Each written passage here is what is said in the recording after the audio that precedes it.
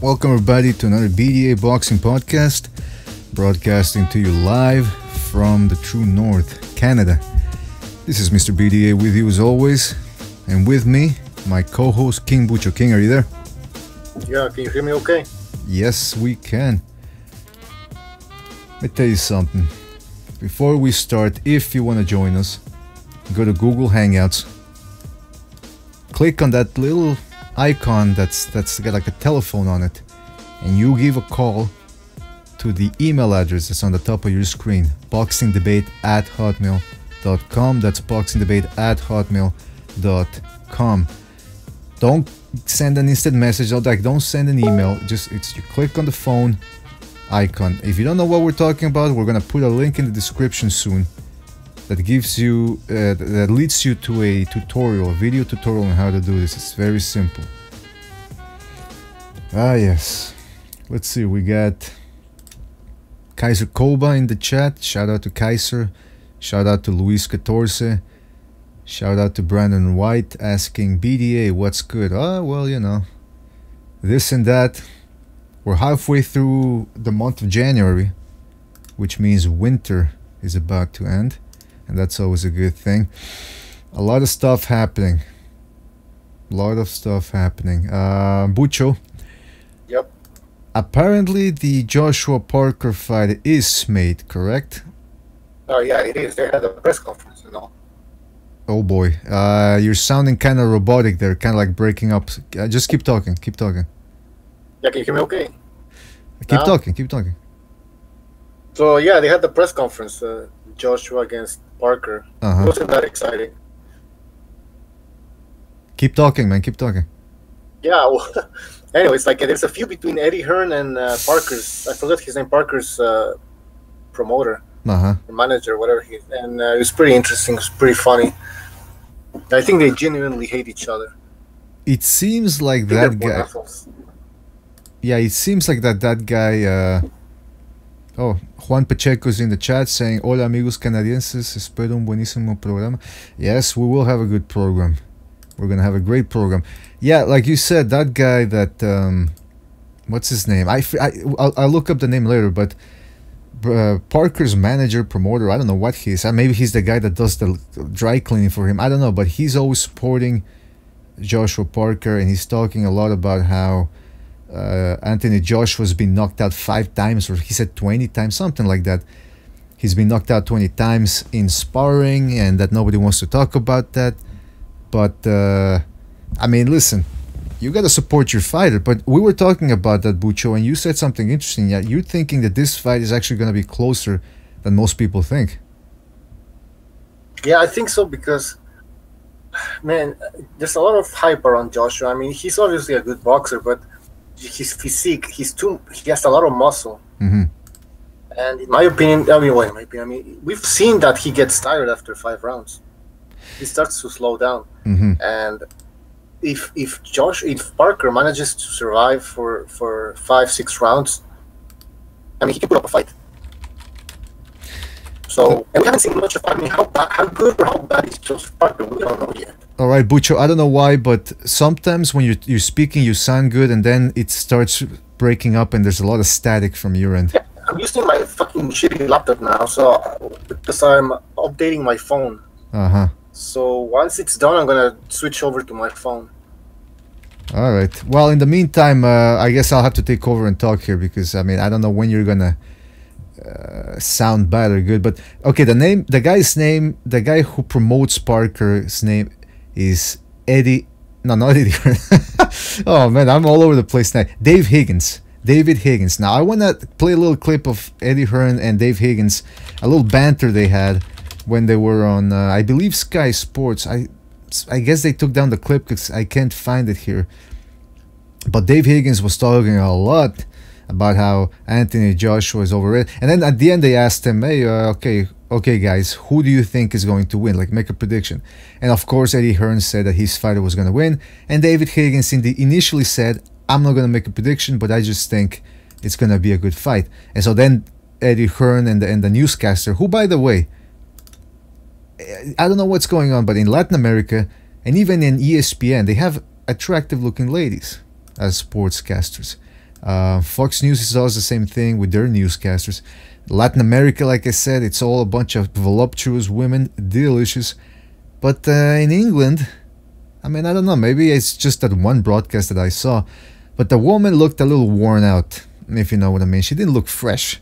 Now, listen, some people say, BDA, what are you, like a pervert or something? I'm just saying I like to watch nice-looking ladies telling the news. I know that that's something that's done, it's superficial, and they don't hire people based on their experience necessarily, but on the way they look, but that's the way the world is, all right? And this woman looked a little, it's like... And by the way, sticking to David Higgins, he was in full control of that conversation. Some people say that Eddie Hearn was just standing there smirking because he knew what Higgins was saying was a crock of shit. But I think it's because David Higgins was really dominating the conversation. And I think this guy, the way he was talking, he looked like he was, I don't know, like he had some cocaine residue on his sweater. And it looked like that woman, that older woman that was there interviewing them, man, she looked a little bit like she wanted to snort some coke off his sweater. I don't know. All I'm saying is, all right, getting instant messages here. See, I gotta do things at the same time. Look at the chat, speak. So I mean, you people have to be patient with me. Otherwise, I'm getting all bundled up here. So Hamed wants to come on. Hold on, Hamed. I'll put you in later, but I gotta do the intro here. Where was I? Ah, yes, David Higgins. David Higgins. Now, Bucho said that he thinks it's gonna be a closer fight, and to a certain degree, I agree, because this fucking Anthony Joshua, he's good. I mean, we all know that he's good. The question is, how good is he? Because he beat Vladimir Klitschko. At the same time, if you wanted to, you could put an asterisk on that win, because there's a lot of unanswered questions. Yes, he beat Vladimir Klitschko, but he looked damn tired in those middle rounds. That was against an old Klitschko, by the way. And Joseph Parker, he does have the youth. He's not as worn out. So, I mean, I gotta wonder. Let's see what people are saying in the chat room. CMD Boxing Reports, shout out to CMD. He says, yeah, the fight is signed and ready to roll. That's good to hear. The fight between Parker and Joshua, it could end up ending in a controversy, with Parker moving in with his head, with low blows, and with, most of all his dirty tactics hidden behind the head. Ben Churchill, she says, nah, Joey the Burger King Parker is getting knocked out. Low Place, shout out to Low Place, says Dave Higgins is a fake. There's something weird about the guy. I mean, listen, I'll put up a picture or an interview here. Where is it? Dave Higgins. Or is it David Higgins? He looks a little bit like that guy from Generation Kill. You know what I'm talking about? The guy who played Tarzan last year, I think it was. I'm going to show you. Yeah, there's definitely something. I mean, I like to think that I'm a good judge of character. But Jesus Christ. Alright, we're going to be playing a little video from Seconds Out. It's an interview with David Higgins. I'm going to put that up on the screen. And you guys tell me if this guy... I haven't seen this interview, by the way. But you tell me if this guy is all there. Alright, so just rearranging the screen here so that everybody can have a good look. And let's get started. Again, from Seconds Out. We're just going to play a little clip here. Let's see it.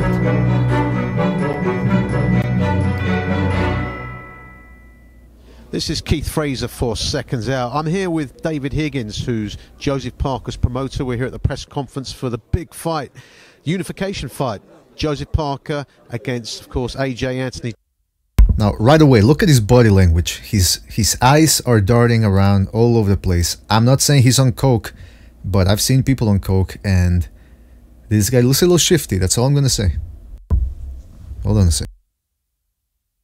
Joseph Parker against, of course, AJ Anthony Joshua. David, really nice to meet you. I must say, it's always nice to meet a friendly Kiwi. Yeah, hey, great. Hey, thanks for having me on.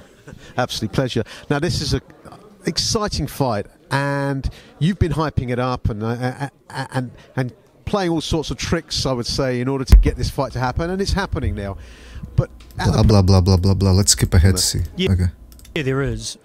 Both guys are sort of humble sort of guys, and you know, we respect them, and we always did respect AJ. We just decided to outline what we thought his weaknesses were, and no one had quite done it as provocatively as we had, and we think we've rattled him a little, and we have a psychological edge.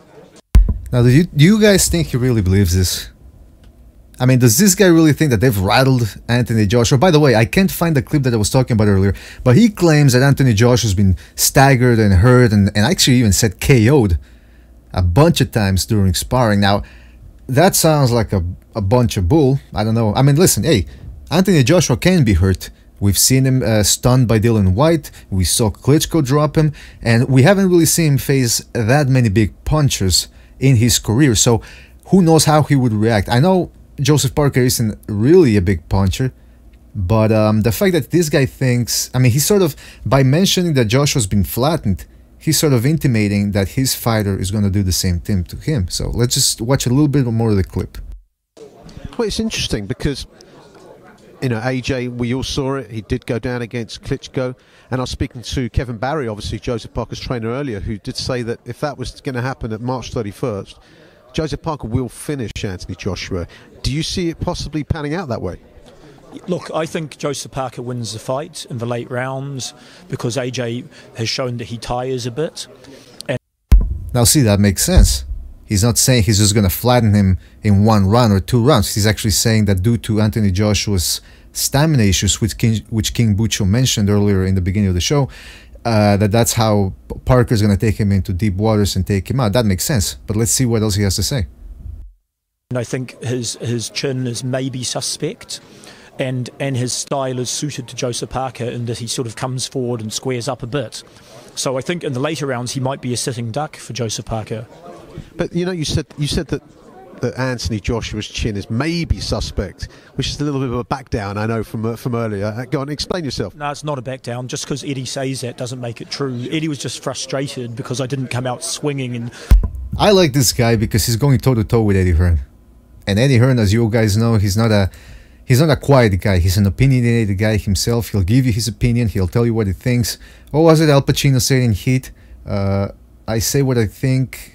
No, I say what I mean and I do what I say. Something like that. And this guy, well, what are people saying in the chat room? Juan Pacheco says, we support Ronald McDonald's House for Sick Children. They do good work.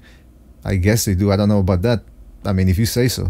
But all I know is this guy's House for Sick Children. Well, they make children sick with their fucking food. But I mean, hey, listen, as long as they're running a good charity, I suppose that's all that matters. Low Play says, this dude is high off attention. English Fight Game says David Higgins is comedy gold. Low Play says Dave Huggies, that's his new name. He needs a pamper for all the turds he's talking. All right, a little bit more of the clip because this is actually a clip where he's sounding reasonable. I think maybe like the interviewer said, he's kind of backing down a little bit. Cause a scene, but there's a lot of time for that. No, look, the chin declines over the career. So Joseph has never been off his feet, not once. AJ's definitely been down a few times. He mentioned a few today. Not defensively, but it's the first time he's properly addressed it, which is interesting. There's a few more times that weren't talked about. That shows that there is a suspect chin. And how his career goes, but in another 5 years, he might have a glass jaw. But I don't know, he might have one now. We're going to find out on March 31. Yeah, like most promoters, and I guess we're going to end it there, because he's sounding actually reasonable in that clip. Like most promoters, he likes to talk. You know, that's supposed to be a promoter's job. It's supposed to be able to talk non-stop. Don King, one of the best at it. There were some writers I remember in the 90s who complained about his press conferences because he went on and on and on. But that's what I actually liked about it. I mean, listen, I've seen press conferences from Bob Arum. Great promoter, but my goodness, is he a bore. Like if you guys have babies out there and you can't get them to sleep, just bring them over to or play a Bob Arum press conference. I guarantee you they're going to sleep. Don King, on the other hand, he could talk non-stop. And this guy David Higgins, yeah, he looks a bit weird. He looks like he's on coke. He looks like he's always waiting for the piano to drop on top of him. But I like him. You know, he's supposed to do a bunch of talking. So that's that with him. As far as Joseph Parker, he said a lot of reasonable things in there. He said Anthony Joshua has stamina issues. He tends to square himself up a little bit. Povetkin fighting on the undercard as English fight game? I don't know. And I don't know who he would fight in there. Listen, with Povetkin, he's an entertaining fighter. A lot of people, or HBO was trying to put him in there as a next Arturo Gatti or like a Soviet version of Arturo Gatti. But when you're getting outboxed by John Molina, you hit your ceiling as a fighter. Let's just put it that way. If they put him in there against a guy whose style matches up with him, you know, how about that, what's his name? That Jewish guy that recently lost on the David Lemieux versus Saunders undercard. The guy that they were trying to hype up as an entertaining fighter. Anyway, I'll look up the name later. But that's a very good matchup for Povetkin. I mean, not Povetkin. Oh, Povetkin. I'm talking... Jesus Christ. I was talking about Prodovnikov. No, Povetkin. Well, that's the other thing. They were talking about maybe Povetkin, if he fights on the undercard and wins, he would take on... What's his name? Joshua. But I don't know about Povetkin, man. His career seems to be stalling a little bit because of the outside of the ring things. So I guess we'll have to see. David Price is being rumored. Ah, man. Is David Price still around? And if so, what the hell has he been doing to deserve to be still being named or mentioned as a potential opponent for a guy of Povetkin's caliber? Del Boy, shout out to Del Boy, says Seldin. Yeah, Seldin, that guy. But then again, I mistook Povetkin for Prodovnikov. I always make the mistake with those names because they start with a P. Ivan Chuberki says, yeah, he almost shit himself when Joshua looked at him during the presser. I didn't see that. I didn't see the press conference. I'm going to have to check that out. But let me ask you guys in the chat room before we bring in our panelists. Do you guys agree with Pucho's assessment that this is actually going to be a tougher fight than expected? And if so, is this based off how Joshua looked in his last fight against Carlos de Cam? We're going to ask our panelists that as well, but people in the chat room, feel free to drop in your comments and give us your opinion, and we'll be reading that throughout the podcast. Meanwhile, Bucho, I think, is still working on his issues. Last week he was sick. Now it's his computer or his phone that's acting up. I think what he's really trying to tell us is that he's doing coke. Like he's snorting lines of coke right now, and he has to come up with excuses all the time about why he can't join us at this precise moment. I think he wants us to know what he's doing, but he just can't bring himself to admit that he's doing coke. And there's nothing wrong with doing coke, unless you do too much, in which case, say. Alright, so I'm going to start inviting people in. Who do I bring in first? Well, it doesn't really matter. I'm going to bring them all in. But, okay. Meanwhile, again, you guys tell us who you think is going to win this fight. Ah, Christ. So yeah, you guys tell us. Oh, and by the way, Joshua is going to be making 17 million. I think he's guaranteed that as his quota for the Parker fight. And I'm actually surprised. I mentioned this last week to Hamed, and I was surprised because really think about it. Who else, other than Canelo, when he fights a big name like Golovkin, who else can actually do this type of numbers or this type of money? And again, I don't like to focus too much on the paydays, but I will do so in this particular instance. What's because... up, man? Oh, hey, Victor. How are you, man? Hello, man. I'm alright. All right. That's good to hear, man. Yeah, we're talking about how much money Joshua stands to make for the Parker fight. And I'm not saying this because I'm interested in his finances, but because it would actually serve as a negotiation tactic. If he ever does negotiate with Wilder, he can say, listen, Wilder, you're making $3 million at home. You're not even filling up stadiums or anything like that. Meanwhile, look at how many people I attract and look how much money I make. So it's interesting that against Parker, it is a huge box office fight over there. So, I mean, let's get down to the technical aspects. Bucho was telling me earlier that he thinks this is going to be a tougher fight for Joshua than most people think. Curious to hear your thoughts about that. Well, why can't I hear myself? Oh, never mind. Joshua's not going to be able to run through Parker, but Parker's going to win like maybe 2 rounds, 3 rounds at best before he gets stopped. Yeah. So you think it's actually going to be a short fight? Oh, no. I mean, he's going to win to it. It's not going to be a short fight. It's going to go like at least 7 rounds, I'm thinking. At least 7. I was thinking the same thing, but I don't know if you saw the clip I was playing of David Higgins, who is Jesus Christ, I always forget their names, of Joseph Parker's. He's the promoter of Joseph Parker. Now, this guy is quite something, man. He knows how to play it up. He knows how to talk. And really, he's trying to get into Anthony Joshua's head. And he brought up the argument that most of us have said, that Joshua's tank is suspect. He tends to square up, and that he's never fought anybody like Parker. Now, I don't agree with that last part about him never having fought anybody like Parker, but he does bring up the good point, because look at it. Joseph Parker is a guy that can go 12 rounds. He is a pretty active guy inside the ring for a heavyweight. And meanwhile, Joshua, like we said, too much mass, not enough gas, it seems. What do you think about that? No, you're exactly right on that one, or he's exactly right. Not about Joshua never finding anybody like Parker. Well, has Joshua actually encountered a style like Parker, though?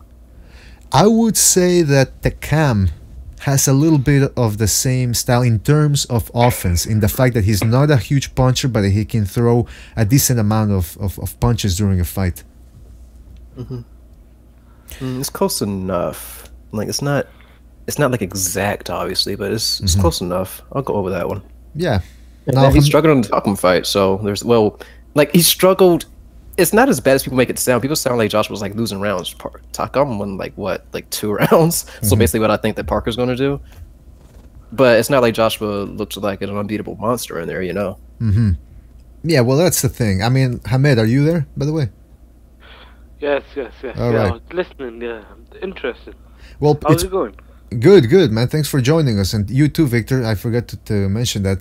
Always grateful to have you guys here. And Hamed, I wanted to ask you the same thing. I mean, do you think Joseph Parker at this point has what it takes to actually beat Joshua, or are we overrating Joshua a little bit here?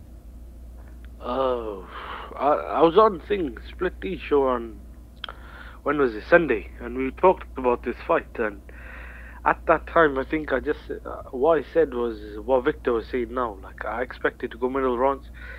But when I've looked back and thought about it, and I've just seen some things, if Parker comes in the shape he's come in and the way he's looked in the last couple of fights, I think there is a chance Joshua could blow him out.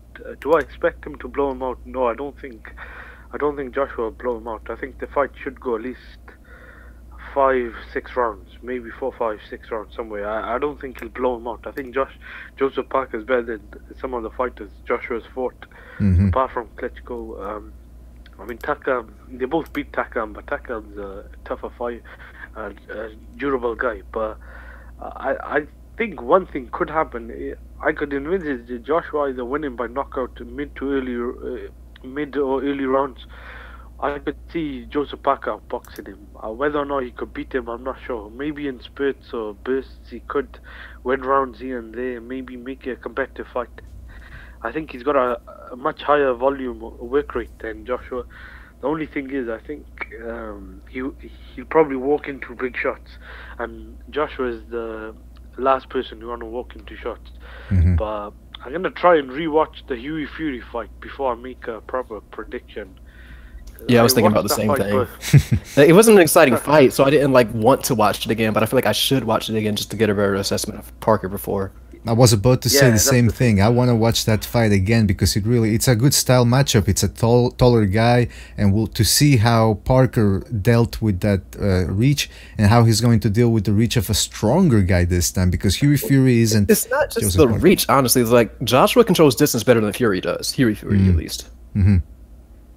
Yeah, that's a good point, because it's all about the distance. Like, Klitschko was a master at taking that little step back. And even if you did get past his jab, he would then clinch you. Joshua doesn't quite... Exactly. He doesn't clinch, but like he does...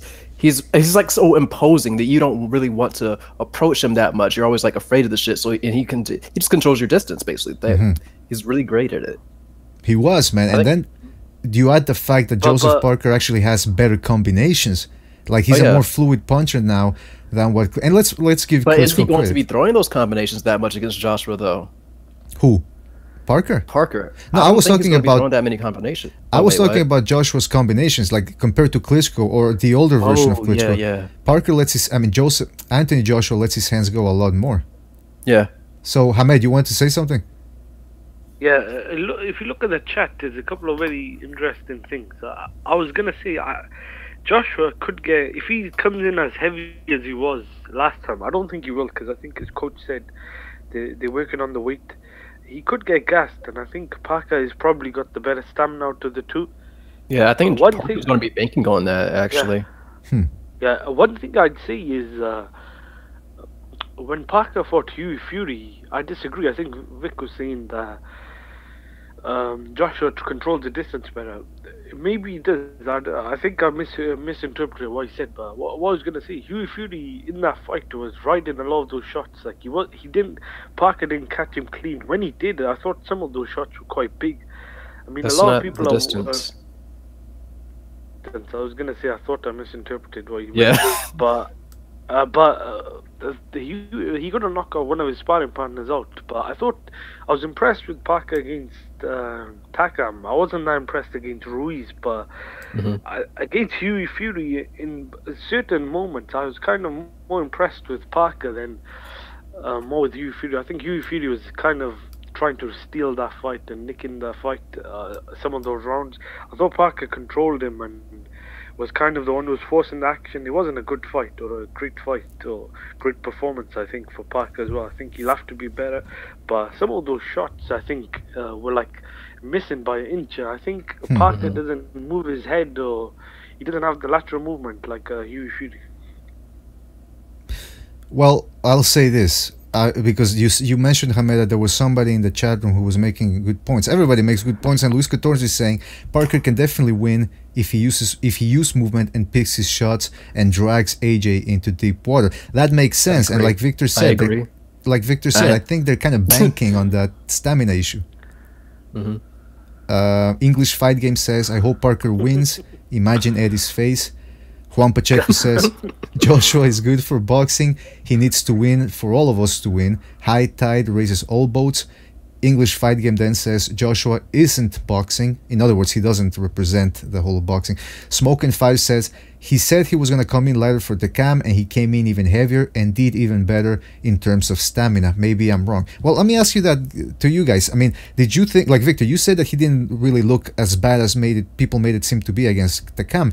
I think he just made... I think people just said that he looked bad because they expected him to blow him out. Or is that a fair thing to say? No, a lot of people thought that, but I mean, like, Takam's a tough guy. I think people were like underestimating how tough Takam really is.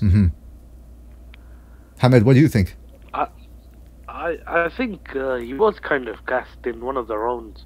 He was. I was at that fight and I rewatched it, so I disagree with the stamina. I think his stamina was quite bad. One thing I was gonna say is, I think it should be a better fight than the Takam fight or the Hughie Fury fight, which Parker. The last two opponents were both the styles gel. I think the matchup is a really good matchup. I really like the fight. I'll probably be at the fight since it's in my hometown, so I'll probably try and get good seats for this fight. The last fight wasn't that good, and I ended up getting some really bad seats. I had a problem with the tickets. It took like 3 hours to get tickets online. Oh no. Before this, I'll try and get some good seats. I think it'll be a good fight. I hope that I want Joshua to win, because I think it's more riding on Joshua. But I don't mind if Parker, if he does win fair and square, I wouldn't complain. But I hope it's a good fight and a competitive fight, and I think it probably will be. I'd like it to go really deep. I want to see what Parker could exploit if it goes really deep. Yeah, that's a good point. Listen, we're all worried about that stamina issue because Anthony Now, here's the thing. You said, first of all, that you didn't get good tickets for that fight, and then you said that if Anthony Joshua loses, you wouldn't mind. I mean, if he loses fair and square. If he loses, and you have a couple of drinks in you, or maybe some other type of substances, and then all of a sudden maybe you made a bet for Joshua and you end up losing, would you be willing to riot or, get into a little bit of hooliganism? If it's a good fight, I don't mind. I'm not really that big of a Joshua fan. I'm a boxing fan first, then the boxers come after that. I mean, I don't mind whoever wins. I'd prefer Joshua to win. I think a Joshua Wilder fight is much bigger than a Parker Wilder fight, but I hope it's just a good fight. As long as it's a good fight, I don't mind really. Like the rest of the scenario. I mean, Eddie Hearn's face would be the first thing that come to mind. I mean, seeing that, his reaction would be something that, if Joshua does lose, I'd like to see. But I'd prefer Joshua to win. I think it will be a good fight. I think Joshua is a heavy favorite. I think someone put up the odds. I think maybe Luis Ortiz might have a better chance against Wilder than Parker against Joshua. All right, I'm gonna ask you a favor. When you do, if you go to the Parker Joshua fight, I want you to wear wear a Hawaiian shirt, so if the camera pans to the audience, we can identify and say, there's Hamed. Would you be willing to do that? A Hawaiian shirt? Wear face paint like a clown. Nah. Big red afro too. Oh yeah. You know what? Wear blackface. Nah, that's too much. I don't think I'll be able to see that. I'm gonna try and go to the workouts and the weigh-in again this time. And this time I'll try and meet Joshua. Last time I had a bit of a problem. I tried meeting him, but it's too many people because we came a bit late. I went with my mate and we're on the second or third floor. But I thought the workout was a really good, interesting thing to view. I've never seen a workout. I think you could read a lot into it. I think when we seen Joshua, we were like, he's too big. There's no way Takam's going to win. But when I seen Takam, I could see his build was a bit stocky. I thought Takam might have a chance of taking him late. I didn't think he could win. I thought he'd probably just have a chance. Only chance was landing a lucky shot. Well, let me ask you this, Hamed, because I sort of asked the same question last week, but I'm curious. When you're at work or you're hanging out with friends that are non-boxing fans, how many of them know who Anthony Joshua is? Yeah, nearly everyone, I'd say. He's becoming a really big superstar. So would it be fair to say that if he... Yeah, go ahead. Yeah, there's a lot of people. I mean, at the workout, the type of crowd was... I've never seen that. Like, his kids, there was babies, like little girls, like... You know, it's not a type of crowd for a Joshua fight for a typical boxing fight.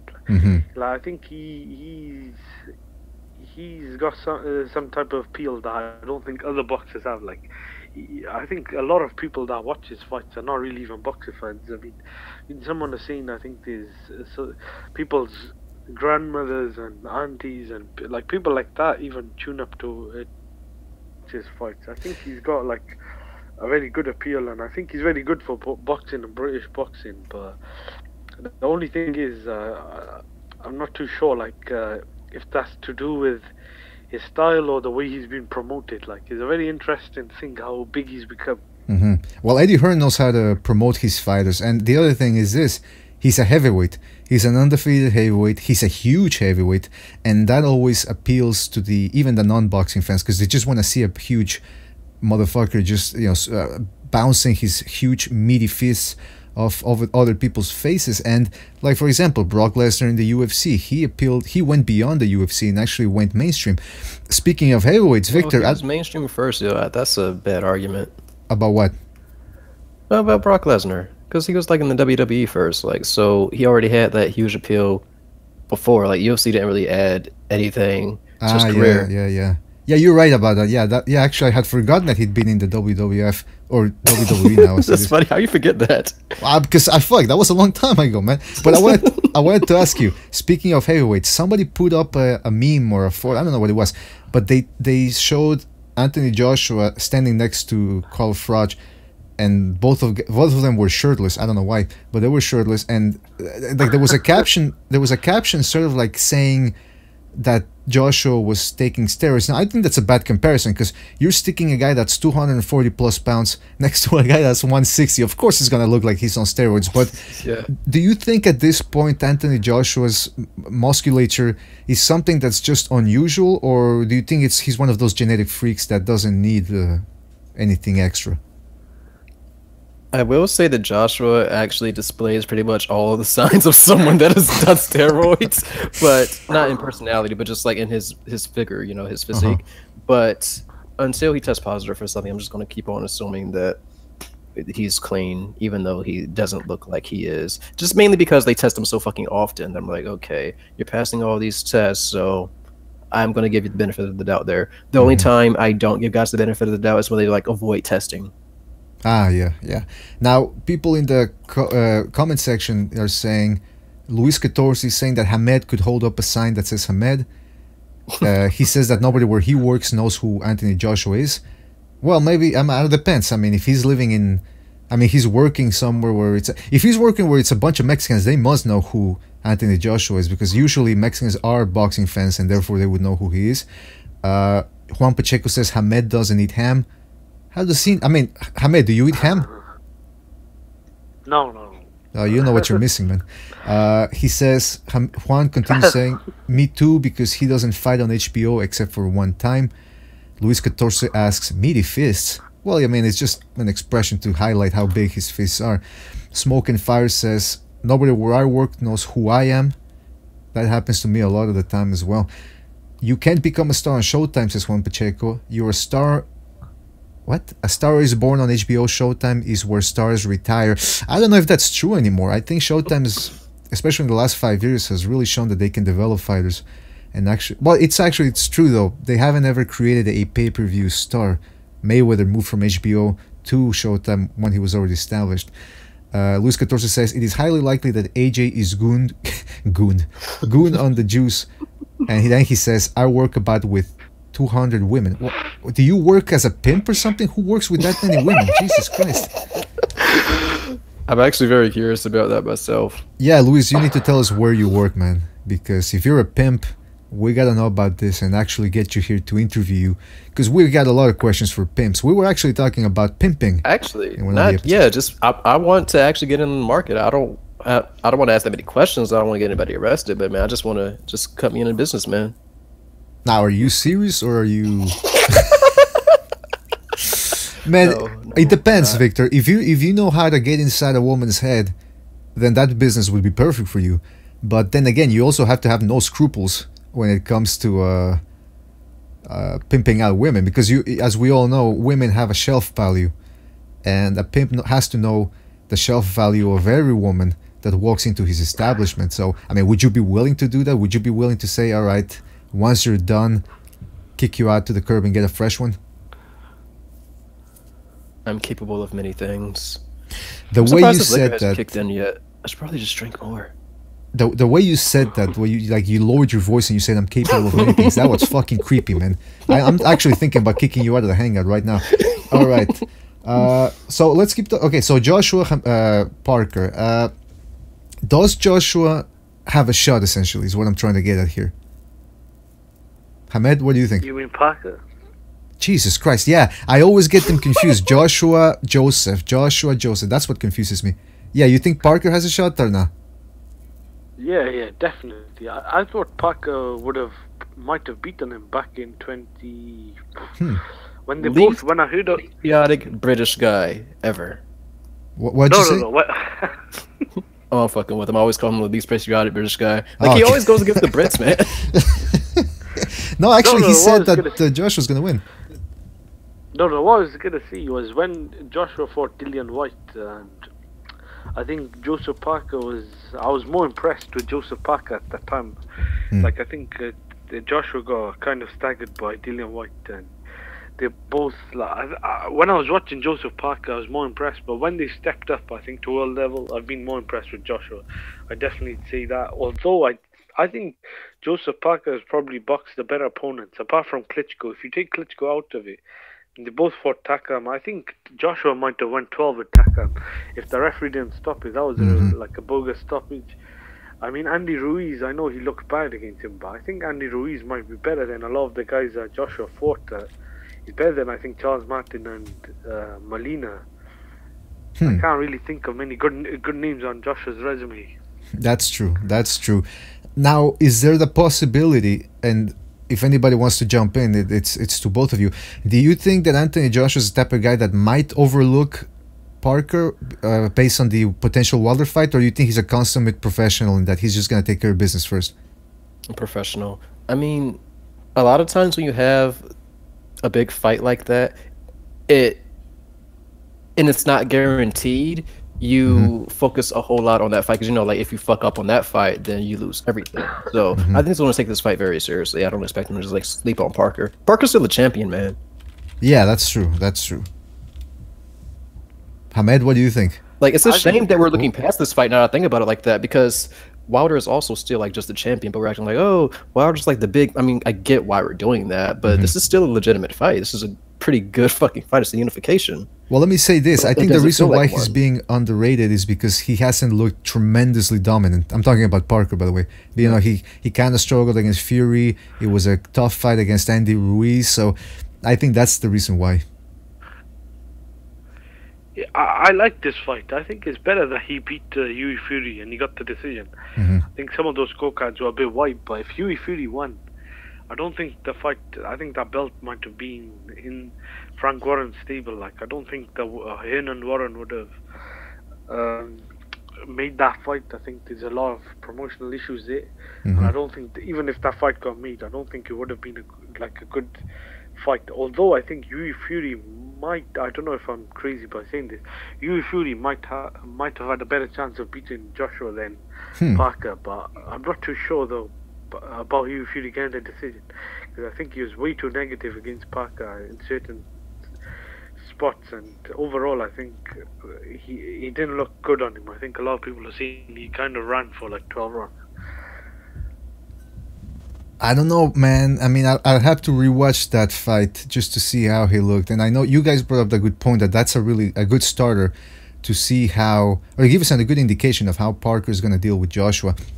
But Joshua, like we were talking about before, about the distance, he knows if he starts getting better at controlling the distance, and because again, Joshua, he does seem like the type of guy that improves. When you look at his fight against Dylan White and he had that right hand low, that's just one example, but he had that right hand low and now you see him keeping it up there all the time next to his chin. So he knows his mistakes, or his trainers can see the mistakes and they keep improving him. So if he can really know how to control the distance, he's going to become a very hard fighter to beat. But then again, against Takam, I like that he was throwing his combinations. I know that Takam knows how to roll with the punches and make a guy look bad, but you have to wonder how exactly, you know, he's got that chin, he can't be hurt. So anybody that has displayed that type of chin, there's always that question mark about, is it just a matter of time before somebody takes him out? And I don't know how. Yeah, go ahead. When we were at the Joshua fight afterwards, because it's where I live, the Takam fight, I do regret kind of not going to the Klitschko fight. I think that would have been a better fight. I just didn't want to go because I had a lot of issues with the Golovkin-Brook fight when I went with the tickets and everything. So I decided not to go to the Klitschko fight. I should have went because it's such a good fight. But wait, what happened in the Brook fight? Like, what else? Did you get molested or something? No, the guy I went with, we got lost, and it took us like 9 hours to get from where I live to Cardiff, when you really should take about 3, because we got stuck in London traffic. It's a horrible traffic. We were there for like 3 or 4 hours in London. Whoa. Probably 3 hours. We were stuck in London traffic. The hell? So it took a really long time. Yeah, the guy I went with, he got stuck, he got lost, and it was a horrible experience. But okay, so at least you didn't get molested though. The fight was so good, and I met Dan Raphael before the fight. No kidding. It was a good experience. So the whole thing was a good experience. The fight, the atmosphere, like, I've never really been to a big fight like that. Well, no. That was good. But what I was seeing was at the Joshua Takam fight, after the fight, I seen a lot of people I knew back from high school, and a lot of guys I work with, and a lot of people like I've grown up with in high school. Like some of them are really good friends, and they all saying the same thing. Joshua, he looked a bit robotic. I don't know. Do you reckon that's true? He is a bit robotic. Joshua's robotic as hell. Nigga stiff as shit. Well, Yeah, it depends, right? well. If you're talking about head movement, he doesn't really move his head all that much. But I mean, I like that he lets those hands go, and he can actually put some pretty good combinations together. But I mean, can you tell me of any other heavyweight that doesn't look kind of robotic, other than Takam and Tyson Fury? Wilder doesn't look robotic. He looks. No, he just looks bad. Wilder, Fury. I think David Hay when he was near his prime. Povetkin doesn't actually look robotic. Now that I think about it. You don't think so? No. Not for real. No, I don't think. Even Joseph Parker, I don't think he's robotic. Yeah, same. I think it's just Klitschko. I thought Klitschko was effective at what he had done the majority of his career. Like, that style suited him. With Joshua, I think I don't think he could guard his chin, and that's why I think Klitschko was kind of boring, because his stance and the way he was robotic used to help him pivot out of shots. With Joshua, I'm not too sure. Sometimes he leaves his chin hanging in there. Well, now how about then Anthony Joshua's chin then? Because if he is robotic, that means he would be relatively easy to hit, and since he can be hurt. And again, I don't want to look past the Parker fight, so we'll stick to that one. Does Parker have the ability to hurt him with one shot, or is it like his promoter says that it's going to have to come from an accumulation of punches and the fact that Joshua has a bad gas tank? I think accumulation. Parker is not a particularly heavy hitter, and Joshua, he can take a punch. He can definitely take like one shot. I don't think Parker's going to like one shot him at any point in the fight. It's going to be just a prolonged. Not even prolonged beating, because that implies there's going to be a sustained. It's more like Joshua gets tired and then he can't hold on, ends up getting stopped or losing on points heavily just because he can't maintain himself. But it's not going to be like an ass kicking, you know, or one shot. Now, okay, see, let's stick to that, because Anthony Joshua, I can see him dealing out a beating. I don't know why that's the image that keeps popping into my head, like a 7th, 8th round TKO. If you guys were Joshua's trainer or his nutritionist or whatever, would you advise him to lose a little bit of the muscle, or hey, it's been working so far, so let's stick to it? I mean, what do you guys think?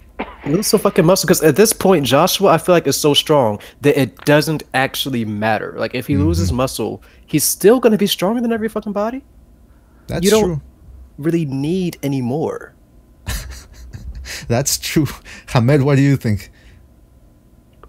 Definitely, he's too big.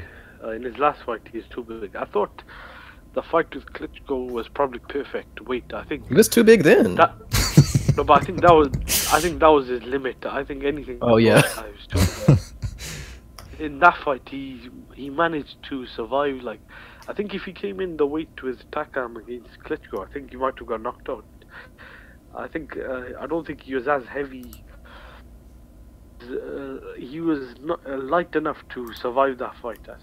I think probably perfect weight for him probably would be the weight he came in with, probably against Brazil or Charles Martin, I think. Yeah, that would be an ideal weight, because how much did he weigh against Takam? 260 or 250? Yeah, it was like 260, I want to say. I heard 260. No, or I remember 260. Yeah. I could be wrong myself, but I think we were both thinking 260, so we're probably right. Okay, yeah. I think it's 250. I'm pretty sure it's 250. 260 is 260 is about 19 stones. I don't think he was over 19. Well, whatever it was, the guy was definitely huge, and I gotta wonder at what point. I mean, look, if it was gonna cost him, it was gonna cost him in the Klitschko fight in the middle rounds where he really looked out of gas. Somehow he got that second wind. I was really impressed by that. That impressed me more than the actual knockouts. People in the chat room are saying that Luis Catorce says he thought Andy Ruiz beat Parker. King Bucho says another fatty. Smoke and Fire says Stiverne looked like someone took it. He says Stiverne looked like someone took a dump in the middle of the ring. Oh, I don't know why that makes me laugh. I'm sorry. I have a really immature sense of humor. I don't deny it. I am what I am. Juan Pacheco says all heavyweights have lost, so yeah, Parker can win. Park all black. Jesus, I don't know what he means by that. Can you talk about Parker's fight versus Carlos Takam and difference in analysis? Well, first of all, Andy Ruiz, I thought he was going to be a big deal. Well, not a big deal, but I thought he was going to make some things happen. He has some nice skills. He just doesn't, he's fat. He doesn't have terribly good hand speed. He's not a terribly big puncher. Gaia 500 that actually put in a lot of fights from Andy Ruiz into the computer to get an analysis. And this is the analysis that Gaia, what was your analysis? You tell us. Fatty should stick a gun in his mouth and end it already. Lose weight or get lost, Fatty. Alright, well, see, that's not a nice thing to say about a good fighter. Hey, by the way, bro, this is unrelated, but how did you well, kind of unrelated. How did you actually fix that bot? Well, apparently what was going on is the Japanese people that we hired to actually work on Gaia 500 started getting a little, what's the word I'm looking for? Rebellious. You know, here's the thing about was that? Rebellious? Here's the thing about Japanese people, yes. They need an iron hand to rule over them. If they don't have it, they start to get a little slack in their discipline. So Bucho told me, listen, we gotta start acting like Japanese bosses here and really put some heat under their asses. So what we did is we locked them up in the basement and said, if you're not working hard, we're not going to stick some rice under the door and you're going to starve to death. And bam, before you know it, we worked out the issues. And apparently one of the issues was that there was something wrong with the sound settings from the computer to the PC that we used to broadcast. So the audio wasn't getting transmitted over to Google Hangouts. That was essentially it. But it was mostly the Japanese guys. They should have been on that from the start, but they finally did get it, so good for them. And ooh, Reverse Lee's in the chat room. Shout out to Reverse. He said, Luis 14 says I have to run. All right, take it easy, Luis. All right, so let's stick to this Parker issue. I wanted to ask you guys something, because I was thinking about making a prediction. That's my New Year's resolution. I'm actually going to be making predictions and really putting it on the line. I'm not going to be Mr. Neutral anymore, all right? The problem with making predictions is I tend to overanalyze all the scenarios, and so I get lost and I never actually, you know, make a pick. How do you guys make picks? I mean, do you just go with your first instinct, or do you actually try to overanalyze things like I do? I overanalyze things, and I also watch as much footage as I can of both fighters, and I watch how they're doing in the weigh-ins, and I watch like as much as I can. If I'm like serious about a prediction, like putting money on it, I usually do that. Unless I get drunk and then I don't care, then I just drop money on whatever, which usually happens. Yo, that shit works out for me sometimes though, man. Just the way you said, like sometimes I get drunk, as if it's happened more than once. You know, it's like. Well, apparently SplitD said that you got the prediction of Ringonda Lomachenko down to a T. Oh yeah, man, I'm really fucking good at that. All right, so like, maybe if I am for Lomachenko, he works on a flowchart actually. So Lomachenko, I can get his shit done pretty easily. And Rigo, that was a very easy fight to get, man. I was thinking about him quitting, but I didn't want to say that because like that's such a bold prediction. I didn't want to be wrong about that shit, but I was able to just guess exactly how they would fight, like by round as it was happening. Mm-hmm. I mean, there were some people that predicted he'd quit on this show, one of the videos. But the only thing I'd say with quitting, if I thought about it, I would have said it. The only thing is that it never came to my mind because I seen a tweet on one of Rigo's account, and I kind of brushed it off. I thought Rigo ain't gonna quit. I thought he's asked for this fight, but I didn't think that Lomachenko was gonna knock him out. Like I was saying, if he knocks him out, it'd probably be pulled out or something. I didn't really say it on record, but that's what came to my mind. I didn't really think he'd quit as well, but I also didn't think he'd knock him out, which he never. I thought if he stops him, it'll be like kind of a technical beatdown, or he's overpowered him. But yeah, I'm surprised that not many people actually predicted a quit. One thing I was surprised about that fight, even though I kind of saw it coming, was that Rigo's entire game plan was to duck and hold. Like, not even hold and hit, but just hold, and that was it. Like, come on, man. That's all you have? I think he was outmatched. Yeah, he was outmatched, but when they say that Lomachenko won because he was bigger, but why did he do as a big guy? That's what I want to know. He didn't win because he was bigger. That was like okay. What did he do? He bully Rigonda or something? Because I didn't see any I didn't see Lomachenko use his weight advantage in any way. Yeah, he didn't. He wasn't even that much bigger. I mean, no. The thing about that, the only thing that made size come into play is that Rigo's used to doing it like smaller guys, and Lomachenko's used to doing it with bigger guys. But that didn't even come into play because like they didn't the way they fought. It just didn't matter. Yeah, exactly. It was from like the outside a bit, but Rigonda, okay, he's a smaller guy, fine. So shouldn't he be the faster guy, or at least as fast as Lomachenko? He didn't show there's not advantages to being like a smaller guy. Like being the smaller guy will at times, like you said, give you that speed advantage. It will help you in some instances if you use it correctly. Like, look at Pacquiao when he was at fucking welterweight. Well, he's still at welterweight. You know what I mean? Like, early, well, not early in his career, but like 2010. You know what I'm talking about? That type of shit. Faster than everybody, kicked the shit out of everyone, mainly because of that speed. It can help you if you use it correctly. Yeah, exactly. But you know what? I think just Lomachenko is even faster than Rigon, though. That's the thing. Yeah, I mean, Rico's old and used to dealing with worse competition. Used to dealing with bad competition. Just that was not a good night for him. I think Lomachenko's reflexes are too much for him. His reflexes are fucking absurd. Have you seen his training routines, bro? That's some next level cyborg shit. With the tennis ball and shit? Did he start that thing, though? Not even the tennis ball. Like, I've seen guys do that. That's not particularly hard. That fucking light shit he does, and then when he's like solving those math problems and shit, like the fuck, man, you're not human. You're a robot. No, but what about his hand speed? Have you seen that round? I think I put it on Box Nation. I was just flicking through the stations. I think it was today or yesterday. I can't remember when. But when the fight finished, they just showing the highlights. Have you seen in one of the rounds when he hits him with like 5 or 6 right jabs, just flick, flick, flick?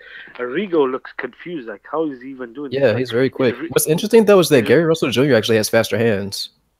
He does. But his arms, the way his shots, like the way his reflexes on his arms, the way he could just maneuver shots like from some really weird angles. Like I've never really seen anyone throw shots like that with a jab, like the way he's just jabbing on the top of the head and down the head.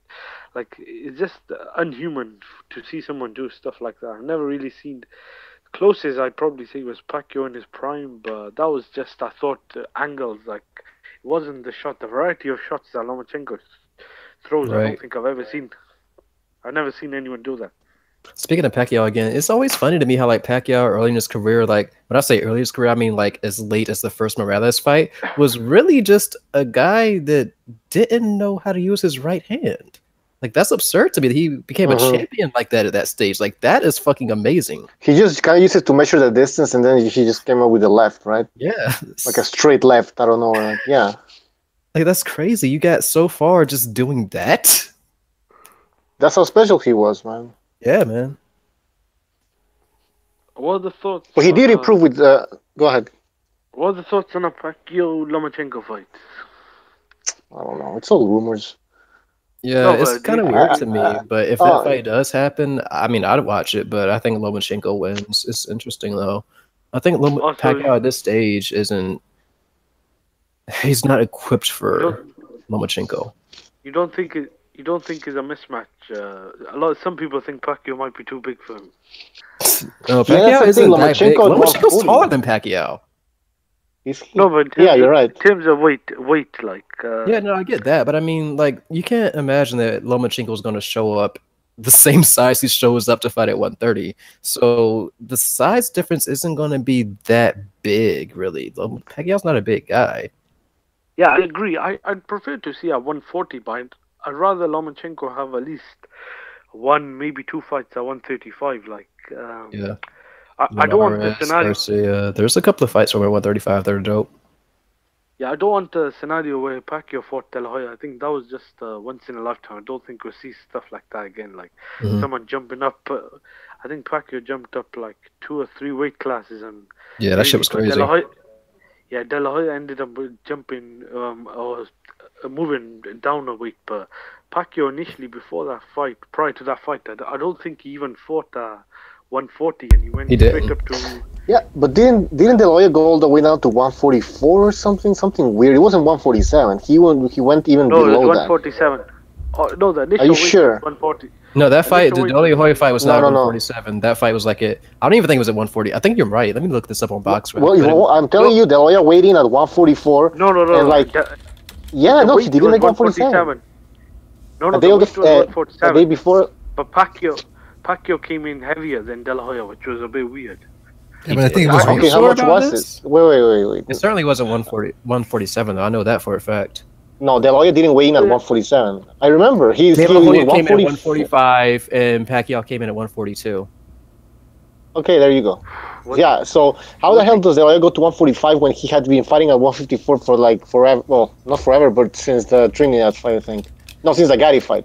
Well, And then can I say years something? after, he goes back to welterweight to fight Pacquiao, and he doesn't even make 147, he makes 145 or something. So, I don't know, to me it seemed really weird. I'll just say this: there were a lot of weird things going on around that fight. First of all, De La Hoya weighing in at 144 was surprising. What was even more surprising was that he failed to rehydrate more than 10 pounds the next day when they did the same day weighing for the HBO scales. I think he weighed in at 148 or something, like something weird. I mean, Look at his body in that fight; he just looks weird, Yeah. Oh, and the other drained. thing is this. The other thing is that Edwin Valero was sparring with him, and he had said that De La Hoya wasn't looking good. In fact, there was one episode of the 24/7s when De La Hoya had a like a mark under his eye. You know, it was a little busted up. Now that happens sometimes. That happens sometimes. But Edwin Valero had said, well, he said this after the fight, but he said that De La Hoya was getting the worst of the sparring session against Victor He's probably Ortiz. doing coke or something. I mean, he was done. Yeah, it was he a was money done. fight. We all know that. No, but I don't think Pacquiao would be. I mean, if he fights Lomachenko, he would be in that state, right? But my issue is Lomachenko at 140. Like, he's jumping 2 weight divisions. So I don't know. The only thing that It's worries kinda- me about the idea of the Lomachenko versus Pacquiao fight is Lomachenko going back down afterwards, but I think he would do it the smart way. Like, that's really my only concern there. Yeah. He should go back to 135 and forget at 130. If you move to weight divisions, go back one after. That's my thing. Yep. Like Kell Brook, he should have gone down, back down to 154. All the way back. Exactly. The worst thing about that shit is that Kell Brook was already big as fuck for 147 and talked about how difficult it was to make that 147 the first goddamn place. He already performed better at higher weights. And then he's like, okay, I'm going to fight Golovkin at 160, get bigger for that fight, and then go back down to the weight that I was already having trouble making before. Yeah, exactly. And then fight a guy like Spence. Fight a guy like Spence. No. Like, are you fucking retarded? Nobody Roy in the team Jones told did that the was a same bad thing. idea. Yeah, Roy, God, bothers me so much. Like, there is no reason to think this is a good idea. No reason at all to think this is a good idea. You can't play with your body like that. Like, I don't know. I don't think it's healthy. And these people are It's not just putting it's on fat. scientifically not healthy. They're putting on muscle. It's not fat. Like eating Right, you chips. can't just get rid of that shit in that short Exactly. time frame. Yeah, I'm not an expert, but it doesn't look good. Yeah, that's the thing. You're not even a fucking expert, and you know that. It bothers me so much. Yeah, it's weird. Do you think if Brook beat Spence, do you think Golovkin would have looked better? Yeah, for sure. Brook, I don't think people would have Brook- cared because, like, that's a different division. I think people just have been like, all right. I don't think it would have been. People think of Golovkin any differently. Well, no, because some people. Well, it's just true. But I mean, after Spence beat Brook, I mean, I remember a lot of people comparing Spence Jr. with Golovkin because, like, oh, look, Golovkin stopped Brook. Well, look at Spence Jr. He did the same thing. It's like so they were already they were comparing both of them, which didn't make sense in my opinion. I don't know. Boxing fans are weird sometimes, man. Sometimes. Yeah, it's 2 weight divisions. It's too. Well, I mentioned that I think it's Oh, go ahead. I Hamid, think go Move up ahead. anyway, competitive though. fight. Well, hold on. I First think of all, we gotta welcome Ray to the chat. Ray, how are you? I'm okay. Been better. You always sound like you're dejected. Like, yeah, I could be better. Like. Well, it fucking froze over here in Houston, so I had some water pipes bust in my house. Oh, y'all so- ain't used to. Dog, I saw some pictures of y'all motherfuckers using machetes and shit to clean the ice off. Y'all are not used to this. What was it? Somalia? Do you live in Houston or Somalia? In Jesus, goddamn machetes. Texas, it was beautiful. I'm like, this is the dumbest idea. Are you stupid? Dude, he wasn't even using like the dole, and he was using the bladed end of that just to cut the windshield. Oh, some people, man. Some people. Anyway, sorry, Hamed. Sorry to cut you off. What were you gonna say? No, I was. Yeah, we're talking about. I guess. No, I said Hamed. I said I Hamed. think they should fight. I want to see that fight. What's going Lomachenko, on like I here? said, 140, because he probably wouldn't have to cut any weight to make 140. Pacquiao can make 140. He comes in at 143, 144. Fuck it, make it happen. All right, Hamed, go ahead. If Lomachenko's not gonna All right. fight Crawford, or Crawford's too big, so that's not gonna happen. So if Mikey Garcia don't want to fight him, who's he gonna fight? Let's be realistic. Same with Pacquiao. If he's not fighting a top contender, then I don't want to see him at 147. I want to let Hamed talk because he's been waiting for 2 minutes, man. Right. Hamed, go ahead, man. I was gonna say I'd rather see Pacquiao. I think it'll be a competitive fight. I'm not too sure. I think Pacquiao still has got some things that are quite dangerous. I think I'd rather see Lomachenko fight at least once or twice at 135. Then if he wants to move up and fight him at 140. But at the same time, I'd rather see Pacquiao fight at least once, maybe at 140, to see if he could even look effective at that weight. I mean, I think after the third I mean, there's no time for that. third Marquez fight. Yeah, There's no exactly. time for that. Pacquiao, he's old, and you know Rigo jumped up 2 divisions, so why can't Lomachenko do it? I mean, not you only that- gotta fucking dare to be great, man. No, But but Pacquiao would- so you think on the Crawford Horn undercard, Pacquiao Lomachenko will fight? I don't think that's gonna No No, way, man. no, that'll be Undercard? separate fights. Yeah. Separate fights or a pay-per-view. He said already. Yeah, they ain't I gonna be don't an think undercard of shit. That's too quick though. You think it could really happen in that short of time? Lomachenko jumping from 130 to I don't Money, know. money, money. Yeah, it's Money, money, it's a money money. fight. and Money. I think he probably walks around at about 140, so it wouldn't. Yeah. It wouldn't be any weight cut. He'd have all the stamina and energy in the world to fight and go 12 rounds. So But does I mean, why not? does the team Lomachenko even want it? What I've read indication from Lomachenko is or his team or his manager, I can't remember. They're saying they're not interested in that fight. I'm not too sure if it's true, Yeah. but No, like, I've heard it both ways. It's weird as shit. Like I've heard him say that he did. That's just like a while ago. This is like a year ago. I've heard him say he was interested in the fight, and they would definitely want to fight Pacquiao because it would be like an interesting like feather in his cap to say that. And then I heard him say that he doesn't want to fight because Pacquiao's kind of old. And then I heard him like they're in the negotiations. Then I heard they're not. So I don't know what the fuck is happening. I've heard conflicting things all around from everyone. Pacquiao, Lomachenko teams. Just if he can't get a don't decent know. fight, I mean, what else is he gonna do? that's what I'm saying. Like if Is he you gonna fight some bum for a couple $100,000 and he's not gonna silence any haters if he keeps fighting non-big name people? And if he can't get those fights, he's got to go after Manny because he's top rank and it's easy to make the fight. right, like what the fuck? I don't see how this is even like a debate to me. Like if you can't get another fight, then take this fight. Even if you What- can get other fights, take this fucking fight. It's a good fight. Who called that? Who financially. was it? Pacquiao who called out Lomachenko? It seems that way. yeah. Okay, you know why? I think my theory is why he did that because I guess he heard talks about him being in an undercard, and so he got all fucking pissed. You know, like how can I be in an undercard? So he immediately goes like, well, you know what? I'm gonna call Lomachenko. Now there's no way he can be in an undercard if he fights Lomachenko. I mean, Pacquiao doesn't have to fight though. So I imagine that if he's upset about being a fucking undercard, he was just like, okay, I'm not fighting. Maybe he needs money, man. I mean, honestly, you know, Manny's not gonna fight Errol Spence or Keith Thurman. You know that shit's not gonna happen. So if he doesn't fight Lomachenko or Crawford, then what's the point of even carrying on? Who's gonna want to see him fight somebody else that isn't one of those guys? Yeah, it's Okay, true. can I And he's say not getting any younger. Can I say something? What would the difference be? I think I know the answer, but I just wanna if Lomachenko fought Crawford at 140. Is that a mismatch compared to Pacquiao and I think so. Lomachenko at Yeah, 140? Crawford's fucking big. He's in his Yeah. prime. I mean, Exactly. But you have to understand, Lomachenko's a little guy, man. Crawford is. is really a welterweight. He's not a real 140 pounder. Even he like cut a lot of fucking weight to get to 140. He's like absurdly good at cutting weight. It's not like a normal thing for him to be able to cut that much it's like weight. Canelo weight cut. Yeah, like you shouldn't really be able to do that. I'm not saying that I'm not slighting him for doing it. I'm just saying that it's not normal for someone to be able to do that. So he's a big guy. So that's the big difference between that fight. Even What if if the weight they're Pacquiao- fighting at is the same, the weight in the ring is different and their dimensions is different. So Lomachenko versus Crawford, because the size is a mismatch to me. I mean, maybe Lomachenko's Yeah, I good enough agree. to be able to overcome that, but I don't think he will. No, it's too much. What about if Lomachenko and Pacquiao fight 47? Is that too much? Well, the Oh, thing yeah. about 3 divisions? the thing about Manny Pacquiao Yeah, at that's what 147 is that he's not a real 147 pounder. So it would be the same if they fought at 140. Like in the ring, they would actually be the same weight if the fight happened at 140, basically. So No, I don't think so.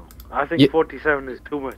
dog, nah, think about it. Look, Pacquiao, a lot of times it's actually like trying to gain weight to make 147. Like we've seen videos of him like eating more just to make 147. So it's not like to get his body acclimated to 147. So it's not like he's like changing the weight doesn't actually matter that because they're going to be the same weight that they fought at 140, basically. Like a difference of like 1 or 2 pounds. So it's not going to matter that much. You're going to be like, oh, well, 147 is too much for Lomachenko. Yeah, but he would just show up the same weight if they fought at 140, and Pacquiao would also show up basically the same weight if they fought at 140. So that's not the huge issue. You have to look at who they're fighting, not the division itself, you know? No, I don't think that's true because Pacquiao at 147 is initially that's his fighter walking weight. That's a weight he's comfortable at, and he's probably too big at that weight for Lomachenko. If it's at 140, Pacquiao will have to cut a bit of weight. I mean, he's not going to come in. That's how that works. No, but if he's going to fight them at 140, he'll have to be lighter than 140. So he'll probably be anywhere between 135 to 139, whatever. So he'll be like 138, 139, maybe even 140. But if it's at 147, I think. When you say, hold on, I'm confused. When you're saying that, do you mean like in the ring their weights, or do you mean like at the weigh-in their weights? Yeah, I'm talking about the weigh-in. I think Pacquiao would have an advantage. If it's at 147, that's way too much, I think.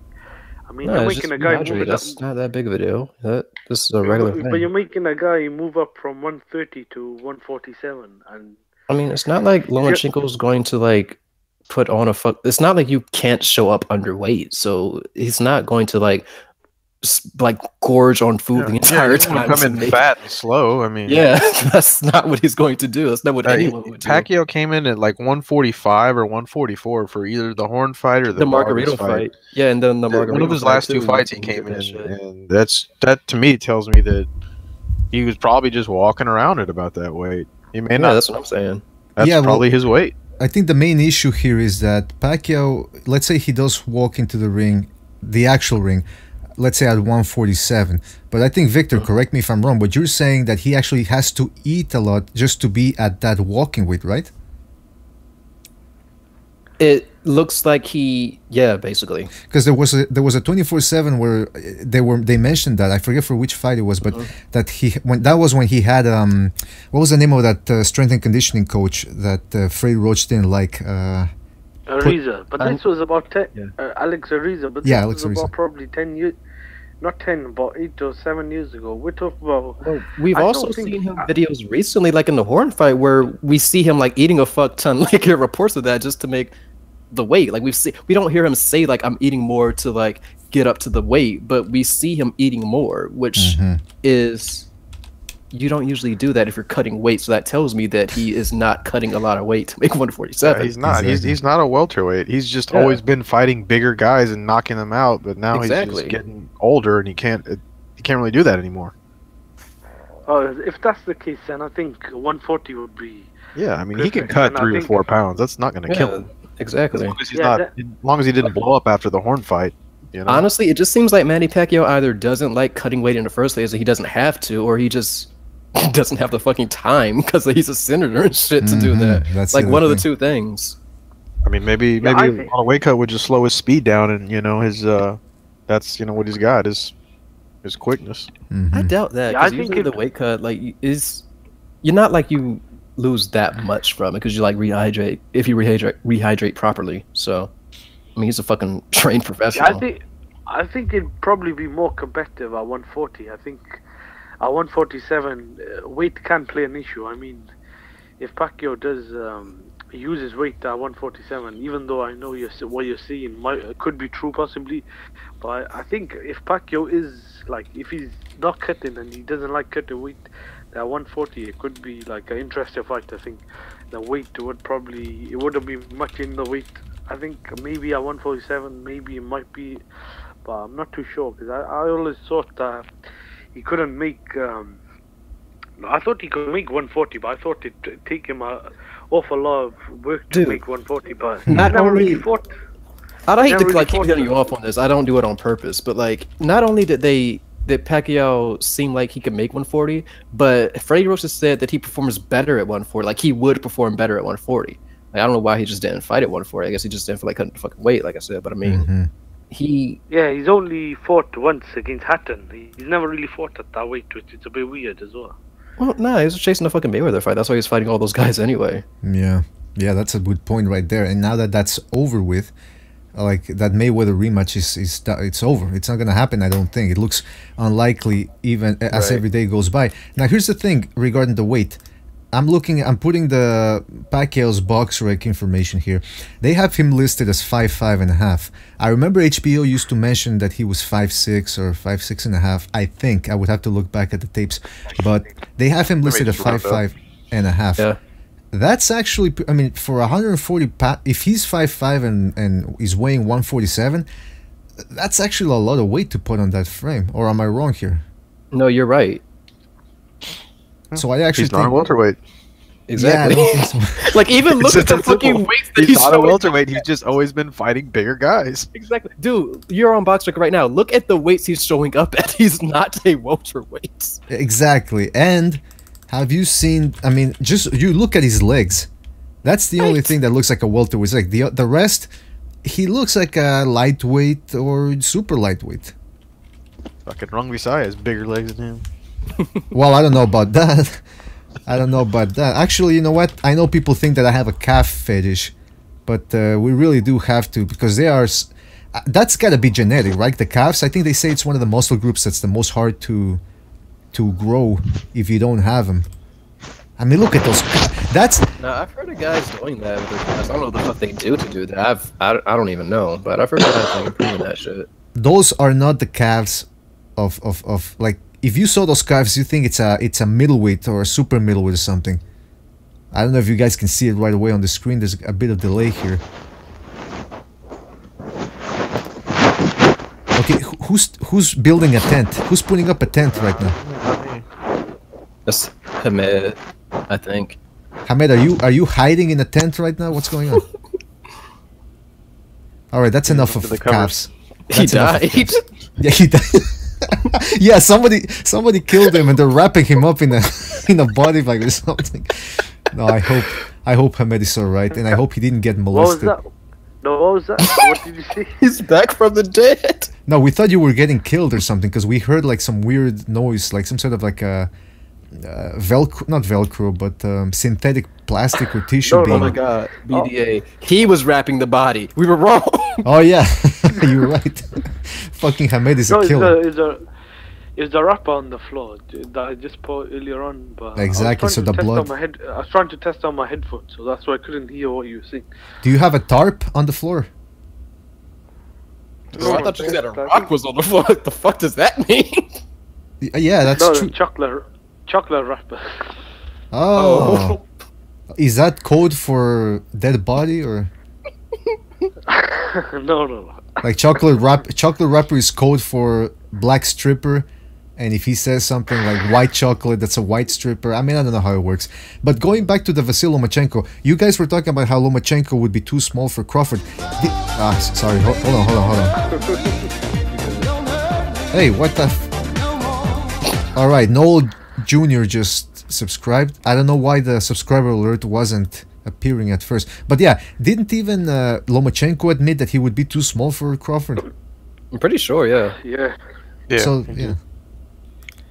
Now the other thing is this: Pacquiao versus Lomachenko. I'm actually surprised that they never made that fight before. I know Bob Arum had a hard-on to make Crawford versus Pacquiao because he saw that Pacquiao was declining, especially after the Mayweather fight, and he really wanted to make that Crawford fight real quick because, as we mentioned in another podcast, usually if you want to be a pay-per-view star, you have to beat another pay-per-view star, and right now Crawford and Lomachenko need Pacquiao to sort of get over that bump and become a mainstream star. Now, I don't know about what you guys think, but I think Lomachenko has more of a shot at becoming a mainstream star just because his style is more, I would say, bombastic or colorful to most people's eyes. He's a showman out there, too. That's right. So, I mean, do you guys understand why it makes sense, right? That Bob Arum still wants to put Lomachenko against Pacquiao. Yeah, I like the idea of it, but I don't know if I just like to see at least Lomachenko fight at least at lightweight before he fights at 140. I still think there's a. I mean, people are.